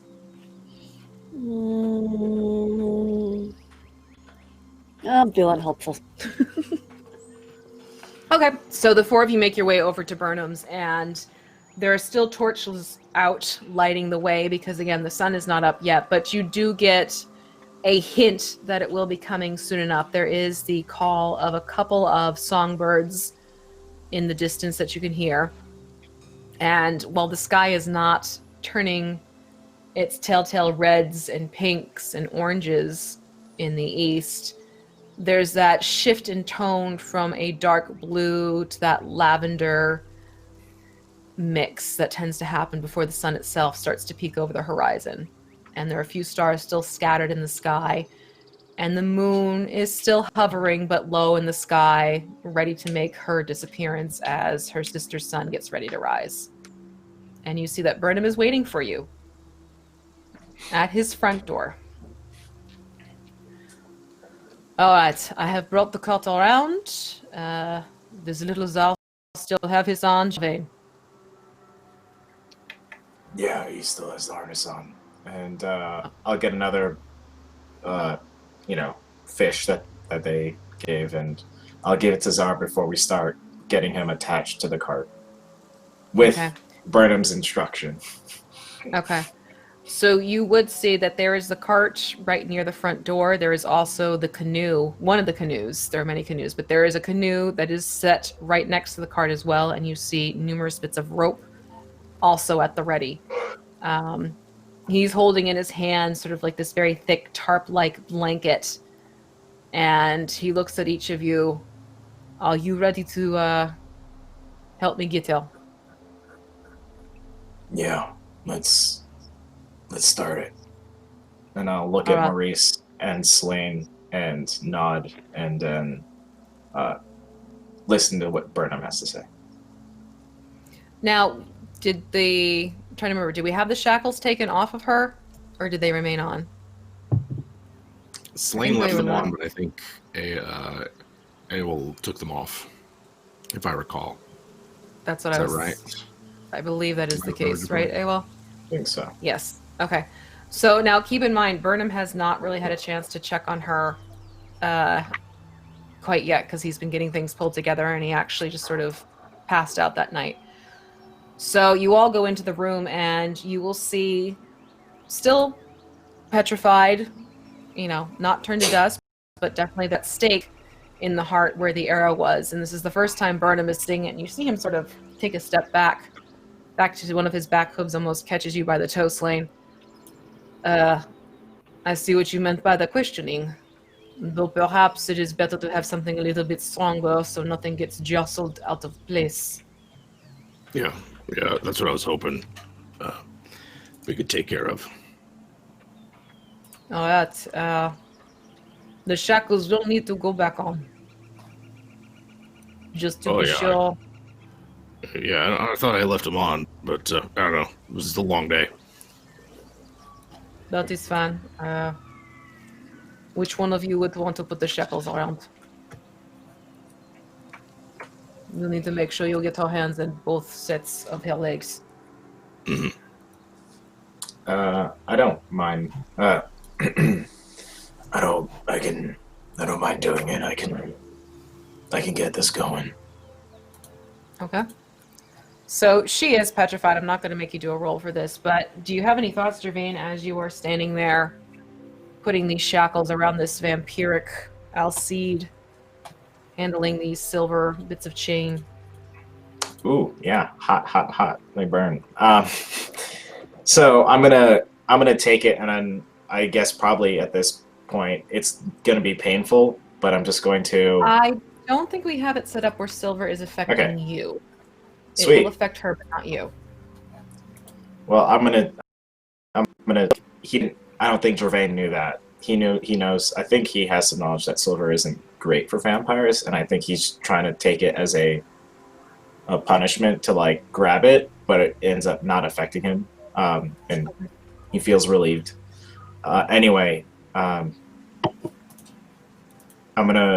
Gervain's gonna approach it just with a lot of intention and almost ritualistically, just paying a lot of attention and fine detail of putting it onto her ankles, and then because there's 2 sets, right? I think, or is it just 1 set? It's actually 3. It's 4. It's 3 because you have the wrists, you have the front legs, and the back legs. So it's 3 sets of shackles. That's right. Yeah. Yeah. So More useful. just gonna start with the front, the hands, and then he's going to go and clasp the back legs and then the front legs, and then look at Slain and Maurice and Burnham. All right, that should all be good, and I'm gonna carry the back part. I'm gonna get her from the back. I don't want to spend any more time in front of her than I need to. You see Burnham kind of give you a little bit of a grin. If that works for you, I was intending to cover her up first, so it really, you won't see much anyways. By all means, then. And I can carry her out with the assistance of one other person, but 2 of you will need to hold the cart steady until we get little Zar hooked up to it. So I'll go towards the cart. So I'm gonna go towards the cart because I figured being helpful with Zara is the best place for me to be. Who else would want to help? I can help with Burnham. Okay, Maurice so will then help the Maurice. cart. Okay, perfect. So Maurice and Gervain, you basically get the cart sort of, because again, it's one of those tipsy deals. If you don't hold the front part, it's gonna tip forward on you. So the 2 of you can have the bars up and going. And Slain, as you're helping Burnham, it's basically just sort of wrapping her up and making sure that nothing is exposed to the sunlight, because she has proven that yes, she can be out in the sun, but there is this worry that because she is petrified, and you have seen the damage happen with the chains, that the sunlight might do something as well, since she is not her full health self. Well, and I think for Slain, it's also a matter of she's cooperating. She's wants to retain some shred of her honor, so he wants to make sure that he takes good care of her, despite her vampiric nature. Okay. He would make sure that there was no, like, everything was folded and, all that good stuff to make sure they're wrapped up. Okay. As you get to the horns, you do see Burnham pause for a moment, and he looks you dead in the eye. You know there are many who would want to see these off of your head today. Mm-hmm. Yeah. I promise. And if you do that, I wouldn't like what I feel like I'd have to do to see that promise.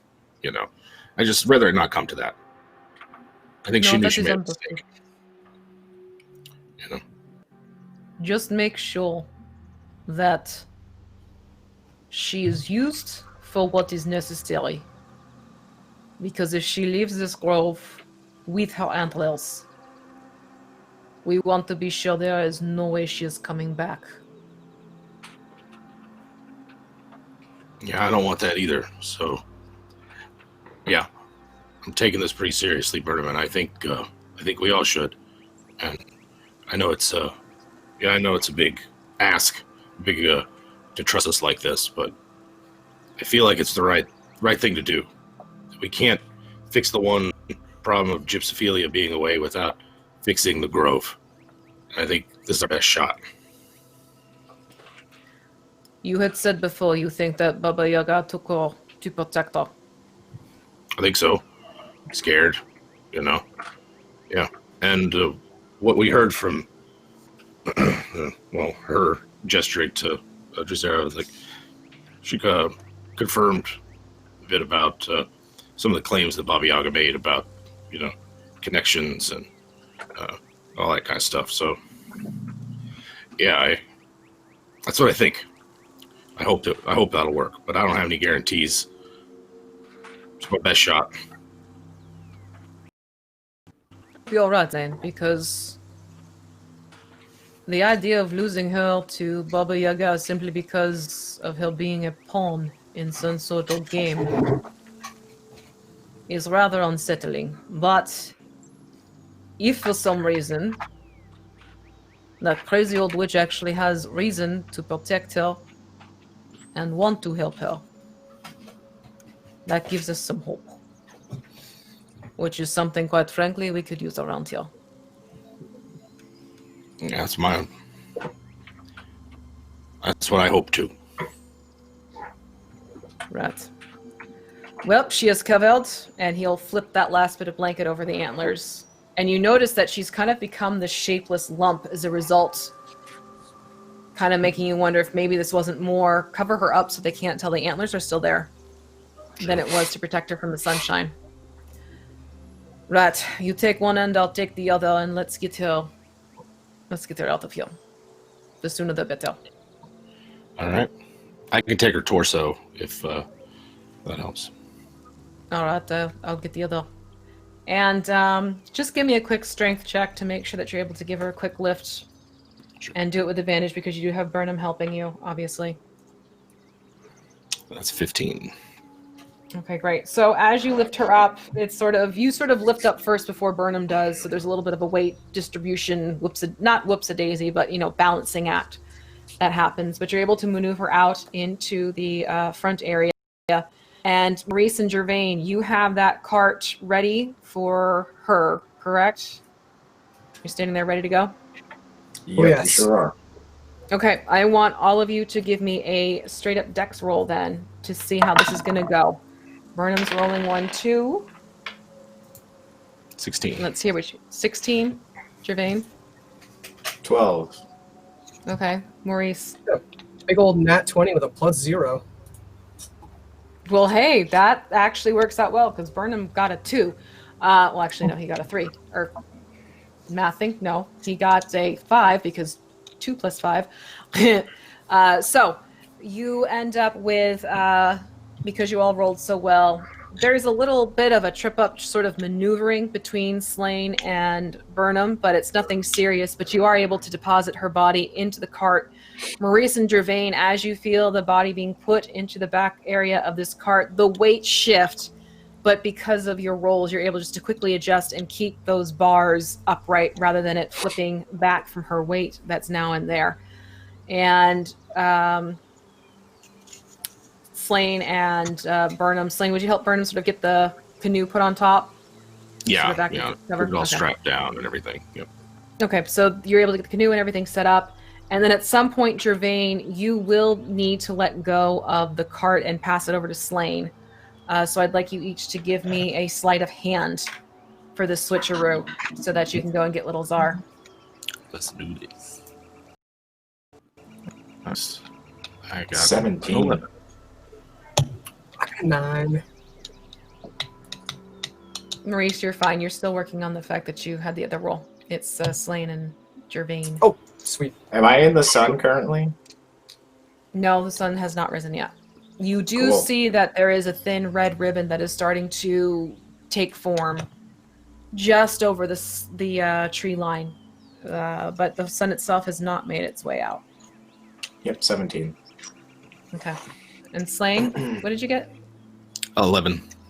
An 11. All right. So between the two of you, it is a successful switch over. A slight little fumble to it, but you're able to catch it just in time. So now we have Slain and Maurice holding the cart. Ayla, is there anything you would want to do to try and assist now? Like, would you want to go and kind of keep the back of the cart sort of held, even though it's not necessarily like you're taking the full weight of it, but just to kind of keep an eye on it? Or would you be helping with, I was going to say little boy, little Czar and Gervain. You will just stand there like a dad and then like bat seat cart us, just like point at things and tell us, Overseer tell us what mode. we need to do. Yeah. Supervisor. That doesn't feel right.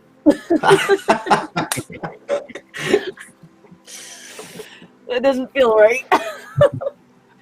Probably I can see helping with the cart or with I can't see the overseer. thing. Okay. Probably help with Zar. Okay. As So, an excuse Gervain, to like be around oversized kitty for once. since you have AOL helping you, your rolls are now straight rolls. Your disadvantage is negated by the advantage she is providing. Sweet. Okay? Yeah. Or fair providing. Okay, so I would like you to give me, let's see here.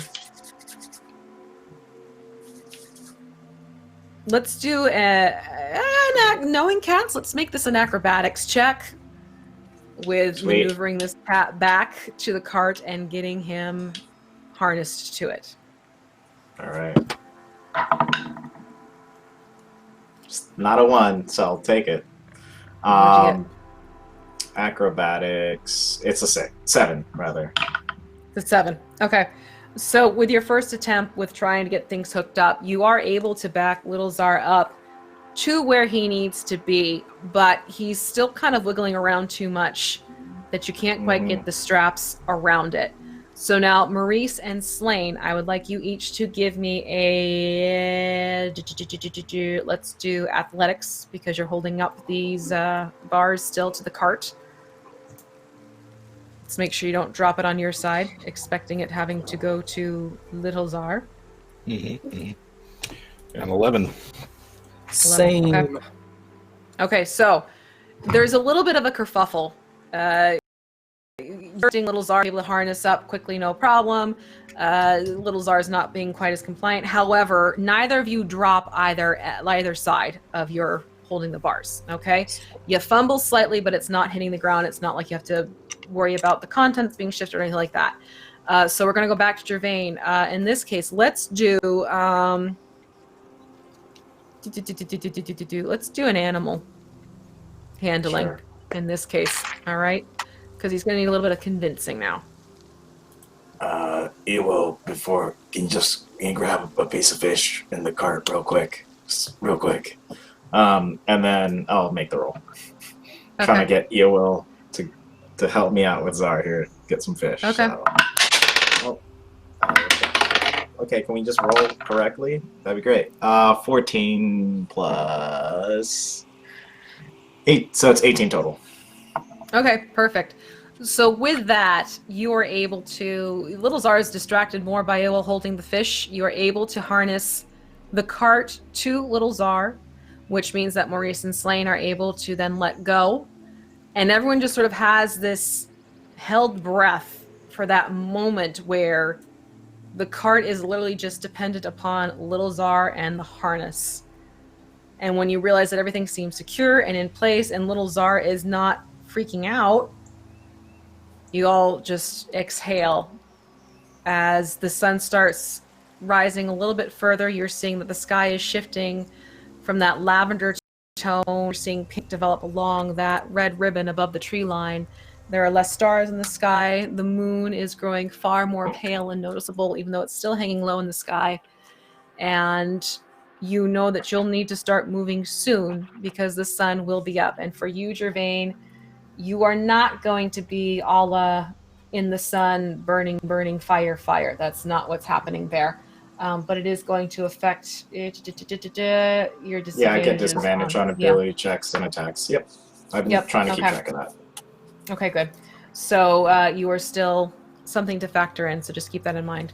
And then basically at this point, it's a matter of you now need to try and get Little Zar to pull the cart.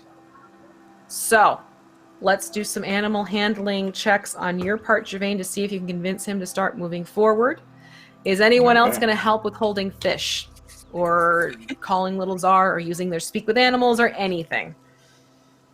Eowyl's still going to be the fish dangler. Okay. It's fishy. So then you don't have to... Need a fishy, got a fishy. Little fishy. So this means you are not rolling with disadvantage now, Gervain. Okay. I will roll. All right. Oh my god. We're coming back. 19. Ooh, We're perfect. slowly coming back. So, seeing the fish dangled in front of him and hearing your encouragement, Gervain, Little Zar takes those first couple of tentative steps, and there is a slight pause when he does that for Doug. He's not looking too comfortable. In fact, he gets a little confused, but your encouraging words, the relationship with the two of you and the bond that you have, and the smell of the fish makes him want to take the second step as opposed to just freeze up. And I don't know if you've seen those cats who get sweaters put on them, they kind of tip over in pure petrification. Yeah. You're not dealing with that scenario, so that's a good thing. So you see little Zara start to move and start to pull. Now the cart is a little bit heavier now because there's, a body in it.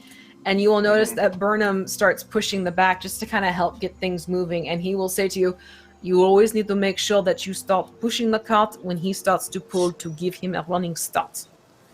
And he's just able-bodied, pushing it forward with the stride that little Zara is taking. So the cart is now in motion. So the little Zara is sort of following your lead, Gervain, now that he's hooked up. Where would you want to lead him? I think because Zira and Weeble Wobble's not with us yet, right? No, they're getting ready to jump onto Krotog to go flying. Okay. So they're Gotcha. towards the front of the Longhouse area, where there's more open space. I figured since me and Littles are just getting him familiar. Come on, little buddy. Let's go to the Longhouse to get things going. And since he's familiar, I felt like since we've been making that path or that road quite often, just get him started on a place that he's used to traversing. Okay. So, am I off of Little Zar currently, or am I on top of him? You are not riding him. You're more in front of him, urging him to come towards you. Okay. At some point, you probably could start riding him again, but I'm not sure if you want to give him time to get used to the weight of the cart and pulling that first. That's your call. Have him get used to the cart. Okay. So I'm just leading him forward with and I'm actually facing him, like walking backwards as we're going, just so he can see my face, present my whole being to him, and just walk backwards as we're going towards the Longhouse. Okay, excellent. So give me one more animal handling check, because you do have to go around this corner area, and that's going to be a new thing for him. He's getting used to pulling straight, but he's not quite used to turn. So let's see how that goes for him. All right. Do I roll? You roll. I don't know. I rolled for him. You roll for you. Perfect. How is your animal handling? Oh, that's right. That's what I'm doing. 10. No, 10. Okay. 10 will just make it. You do have him sort of like try and do that back up as the weight shifts with this turning motion. But again, the fish that Aowell's holding up and you're encouraging him is just enough to make this very awkward turn. But again, we're not having the issue of the cart tipping or him just completely stopping or anything like that, even though there's like this shaky moment where everyone's kind of like worried that that might just happen. And you basically just get it so you can lead him to the front area of the Longhouse, where you see Zira and Weeble Wobble and this gorgeous golden Gryphon, who has now been summoned, standing there with his wings proudly tucked at his side, his head lifted up and his beak just sort of almost sniffing the new morning air, getting excited and getting ready for the journey ahead of them. And the sun is now starting to peek itself up and over the tree line as the sky shifts from the pinks and reds and purples to more bright oranges and yellows swirling through it, and hints of sky blue beginning to make its appearance over the dark of night. And Mama is standing there, as is Errata. They have the extra supplies you'll need, and they deftly hook them up to the side of the cart to get things ready for you. And Finium is also standing there, arms crossed, stern look on his face. Cal has quickly sidled up to you, AOL, with a sly grin and a wink, and he hands you a little breakfast biscuit. I snagged one of these for you in case you were still a little bit hungry. I know it's been an early start. I'm gonna take it gratefully. Okay. And you basically have it where Finium takes a look at all of you. I am placing a great deal of trust into each and every one of you. You're taking some of my most trusted people with you. And he looks markedly at Cal and then at Mama. I wish you the best of luck and success on your journey. But please be smart about what it is you're going to do. Take no risks if risks are not needed. And you'll hear this clacking sound sort of punctuate the last few words that Finium has expressed. And you realize that it is Bruce coming around the corner. The tall vine troll skeleton that assisted you with the Crimson Mist. And if you were to look to Fate Errata, you can see her face is extremely conflicted. You can see this sense of loss, yet hope, and there are tears rimming the edges of her eyes. In fact, there is one solitary tear that sort of escaped down one side and is drifting down her cheek to her collarbone. But she's very quiet. She doesn't even really express a goodbye. You can just see that she's lifted her hand from clutching her scarf pulled around her throat, and she's just sort of this very gentle wave of a goodbye, and she goes back to clasping her scarf at her throat. And Bruce walks directly up to you, Slain. And he can't really express himself outside of a dip of his head and to you with these eyeless sockets. Hey, Bruce, I guess if you're, you can stick with me, if you want, and, we'll get you there safely. And Bruce just sort of nods his head, and he takes, I'm used to that one. He takes his club and kind of just, not bashes it, but sort of like gives the signal, like, he's also ready to step in if need be along the way. So you get this sense that he's also ready for the fight. Yeah, I'll pat him and give him a tree heal and just let him, use like the remove pests feature of it or something, Okay. Just to let him know. We'll take care of you. Okay, so when you do that, you notice that the vines that are sort of wound in and out of his skeletal body, they sort of take on a healthier appearance to them. It's sort of like you've rejuvenated things a little bit for this constructed creature. And he'll go towards the front and hang out with Gervain and Little Czar at the head of the cart. And Cal will offer his arm to you, AOL, in assistance. And he'll lean down and say, or if you'd prefer, you can ride on my back to save you some energy. It is up to you. I can walk. And he'll pat your hand that he has tucked into the nook of his arm. And the two of you will sort of get yourselves lined up.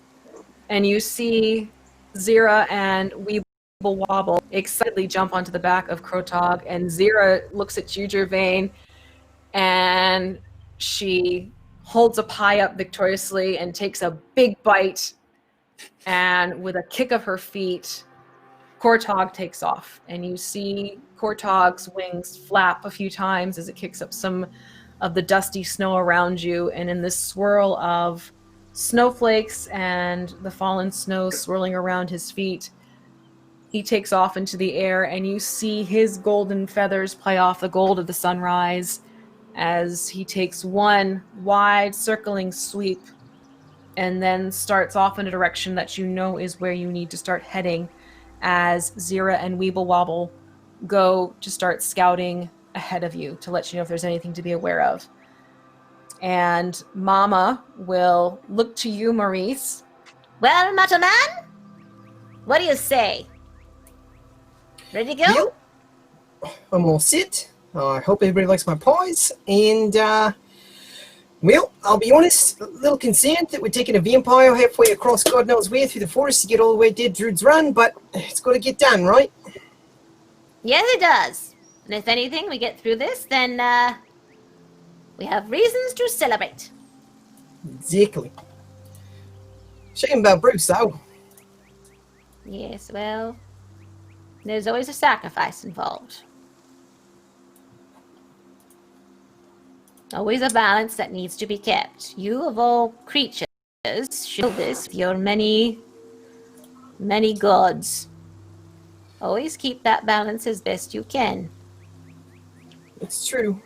Not easy, but I suppose it's got to be done. True, never easy. If it were easy, we wouldn't be in this situation in the first place, would we? No. But we'll manage. We'll get this Why done. is it ever? Can I offer you a pie? Which pie is that? Your body pie or the kitchen pie? Do you need to know before you eat it? Yes, I do. It's from me. She'll take the pie, and then you see her pull out her flask, and she kind of just drizzles some of whatever this amber liquor is on top of it. The flavor. Can I touch a finger to it and then like heat it up just to set it on fire so it's like a flambe kind of thing? You know, cook the top. Sure, why not? Because that's freaking hysterical. Great.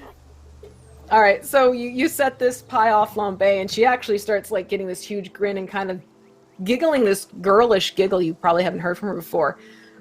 Oh, it's almost like a birthday cake. This is a birthday pie. I better blow it out, unless you want to blow it out. Oh, wait, you can't blow it out. Let me blow it out. And so she, a couple times, and you see her getting all rosy-cheeked from it. And once the fire's out, she takes a big bite and is smacking her lips gleefully. This is not half bad. Oh, We should use you more think often so. for this. Thank you. I'm going to thoroughly enjoy this one. And so Marie, she's going to basically kind of grab on to the side of you like a belt or something so that she can kind of use you as support as she's tootling along as you're walking, and will be eating the pie with her other hand. And Perfect. we're going to wrap this up this evening, because I think we're getting to a good point, with our ground crew heading down that pathway back through that twined together branches of trees arch as you make your way out of the Grove of Eternal Autumn, which now at this point is looking more like the Grove of Early Winter. Hopefully the next time you see it, it will be returned back to its golden glory of trees filled with leaves of golds and reds and yellows. This temperature where it's not quite cold, it's not quite warm, it's just that perfect time where you could wear a sweater and a scarf if you've wanted to, but not have to worry about getting chilled in the evenings, where the sun is shining down upon the last bit of harvest, and the people are happy and content again out in their little grove. And just as you start to cross over the threshold beyond this gate, as you make your way out, you notice that the dusting of snow suddenly feathers into this lush emerald green growth on the ground. And as you look up, you see where trees are now bare and covered in snow behind you, full and lush with newly sprouted leaves filling out each and every branch. You hear more bird calls than you had before. You notice that there are thick vines twisting up the trunks of some of the trees, even some working their way across the path as they reach out to find new places to grow. The canopy overhead is thick and dense so that only a dappling of sunlight is showing through. And the path itself, instead of being frozen hard ground, is actually somewhat soft, and you can smell the Lomi air surrounding you. For in leaving the Grove of Eternal Autumn, you have now entered back into the Margreave, where you are entering mid-spring. And we will leave it there for tonight and find out what happens next time we get together for episode 7 of The Last Heir. And I didn't want to push this too far because we are missing 2 of our players, although Kai is in the chat. Hi, Kai! But it was so wonderful to have you join us tonight in the chat. I was seeing some of the great comments going by. Thank you so much. Oh my god, it's really hard to keep a poker face sometimes as I'm watching those comments sweep around. So what we're going to do is we're going to wrap up with what we always do. Tell us who you are, where we can find you, what else you have going on, and what you enjoyed most about this particular episode. And we're going to go in reverse order, and we're going to start with you, my darling Michael. Yeah. So Michael Sinclair II. I'm Michael Crits everywhere. Just to add on to today's session, it's not going to change anything in the story, but a little bit relevant. During the times when we just pulled up on Zira, and she was like the golden sunset hour with the eagle or whatever it is, Gervain would probably have his mouth open looking at it. And during the times when you were speaking with Finium, he'd like look over. So that would probably have happened. Anyway. Okay. Favorite Good parts yes, there you go. So favorite parts today was, let me think. I think it was just like the interactions between Gervain, Maurice, and Slain, because I feel like Gervain's had a rough go in communicating with both Maurice and Slain, and just trying to team up and do something together might have made it feel a bit better, and just interacting with Maurice and Slain was just a good time. So that was my favorite part. What I'm up to is I am, holy crap, oh that's right, me and Stonefly Kai are part of Feyforge Academy. It's a podcast that releases every Friday. We also have Fayside chats, which I think I'm hosting now on Thursdays at 8 p.m. for like an hour. So you can come talk to us, the cast, about anything personal, or, well, not anything personal. You have to, I'll preface it. Anyway, it's a great chat to talk about our characters and some of stuff that we'll share. So we have that going on. And then I'm sure personal channel, since we're kind of all locked in, just trying to provide more entertainment for everyone. So world building on World Anvil. So if people are hesitant about World Anvil or need some instructions or see how it kind of lays out, I'm doing some of those, as well as maybe some Java tutorials, because I'm learning it too, so I'll learn and teach as we go. And I'm playing Magic the Gathering. So lots of things kind of happening at this moment. Other than that, there's no outdoorsy things. I usually announce that. There's nothing happening because I'm not really going outdoors other than for light hikes. And you shouldn't really either, other than light hikes with not a lot of people around. Anyway, that's me. That's what I'm doing. Excellent. Okay, let's shift over to Sky. You're up. Hey, I'm Sky. You can find me at Torn Pixie or Torn Pixie Twitch, depending on the platform. Favorite part? The fishing was pretty funny. The fishing was great. That was amusing. Please tell me there was a stingray in there and it got fried. I don't know if in a fresh lake there would be a stingray. I'd have to look. Darn. I don't think so. Maybe Darn. a flounder. I can give One you a of those flounder if you want something flat and funky looking. Margreavian freshwater stingrays. Yeah, there you Yeah. go. I Something feel to like think about. Zara would just paw at it the whole time. Just be like, I don't know what this is. This does not look edible. This looks more playable. Something. Okay, let's. Stuff I'm up to? Not nearly as much as I used to be. I still have the tutorial out on putting on captions for streams, whether you're doing a podcast or a live play or whatever. And otherwise, a lot of RP stuff. I have started releasing stuff more often on TikTok if you're into TikTok cosplay things. So. Excellent. All right, shifting down to you, Jim. Yeah, I think my favorite part of today was just, I love like goofing around with D&D magic. So just like the everyday uses of things like, what does this animal think about this thing? Or like, can I use Pass Without Trace to do some spear fishing? Like those are the kinds of things I like to do. But I think like I loved Aeogolith and Cal, because it was one of those things where it's like, oh yeah, I could see it, but I didn't see it coming the first time. I was like, oh yeah. And so I think that was it was a nice little twist to just like, I don't know, everybody's ties to this place was what I really appreciated this time, was seeing the stakes for what we're trying to go up against. So fun times, yeah.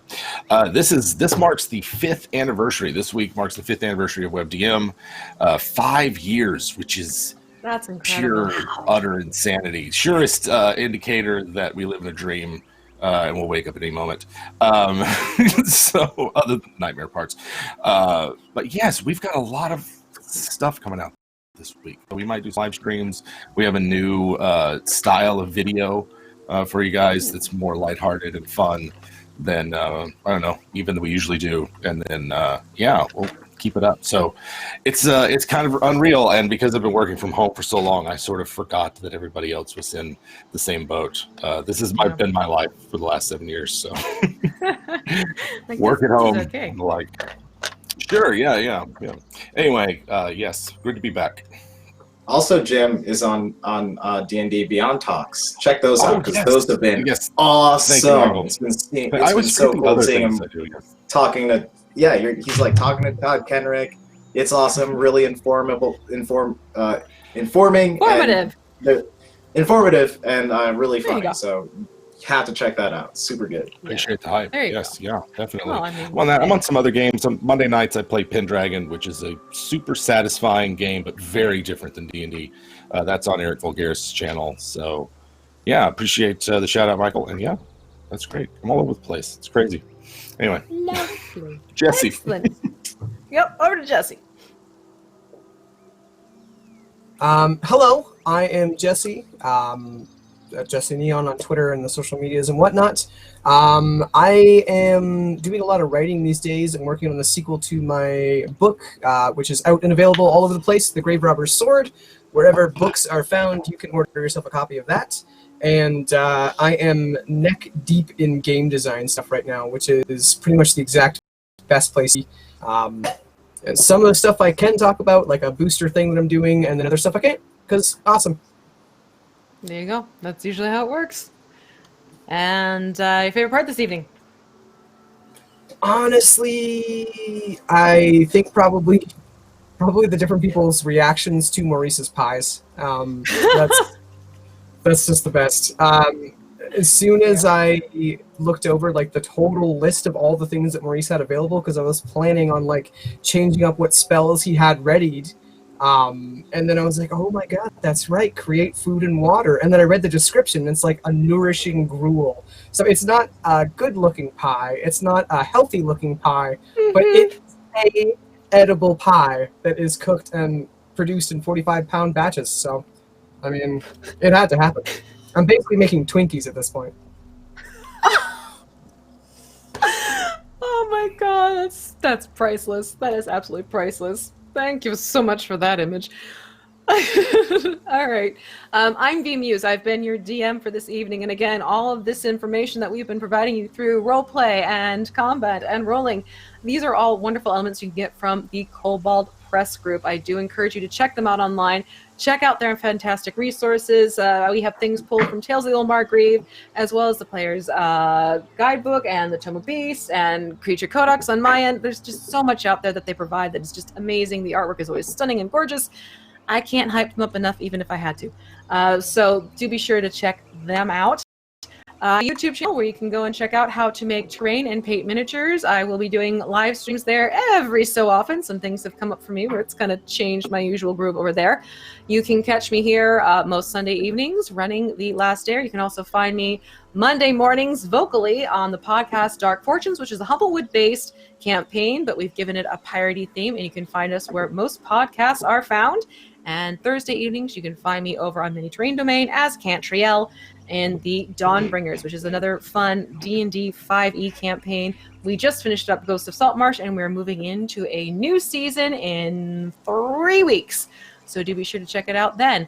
Until then, please take care, everyone. Take care of yourselves. Make sure, keep that nice distancing. Stay home. I can tell you this for sure. There are so many great streams and games and podcasts and just interactions happening on all the socials. Do be sure to check it out. Keep yourself safe. Wash your hands. All right? This is the mom voice. Did you wash your hands? Wash your hands. All sides, get the thumbs. All right? Make sure you're doing that. And until we see you next time around, we'll see you on the flip side of the socials. So take care, everyone, and bye. See you later.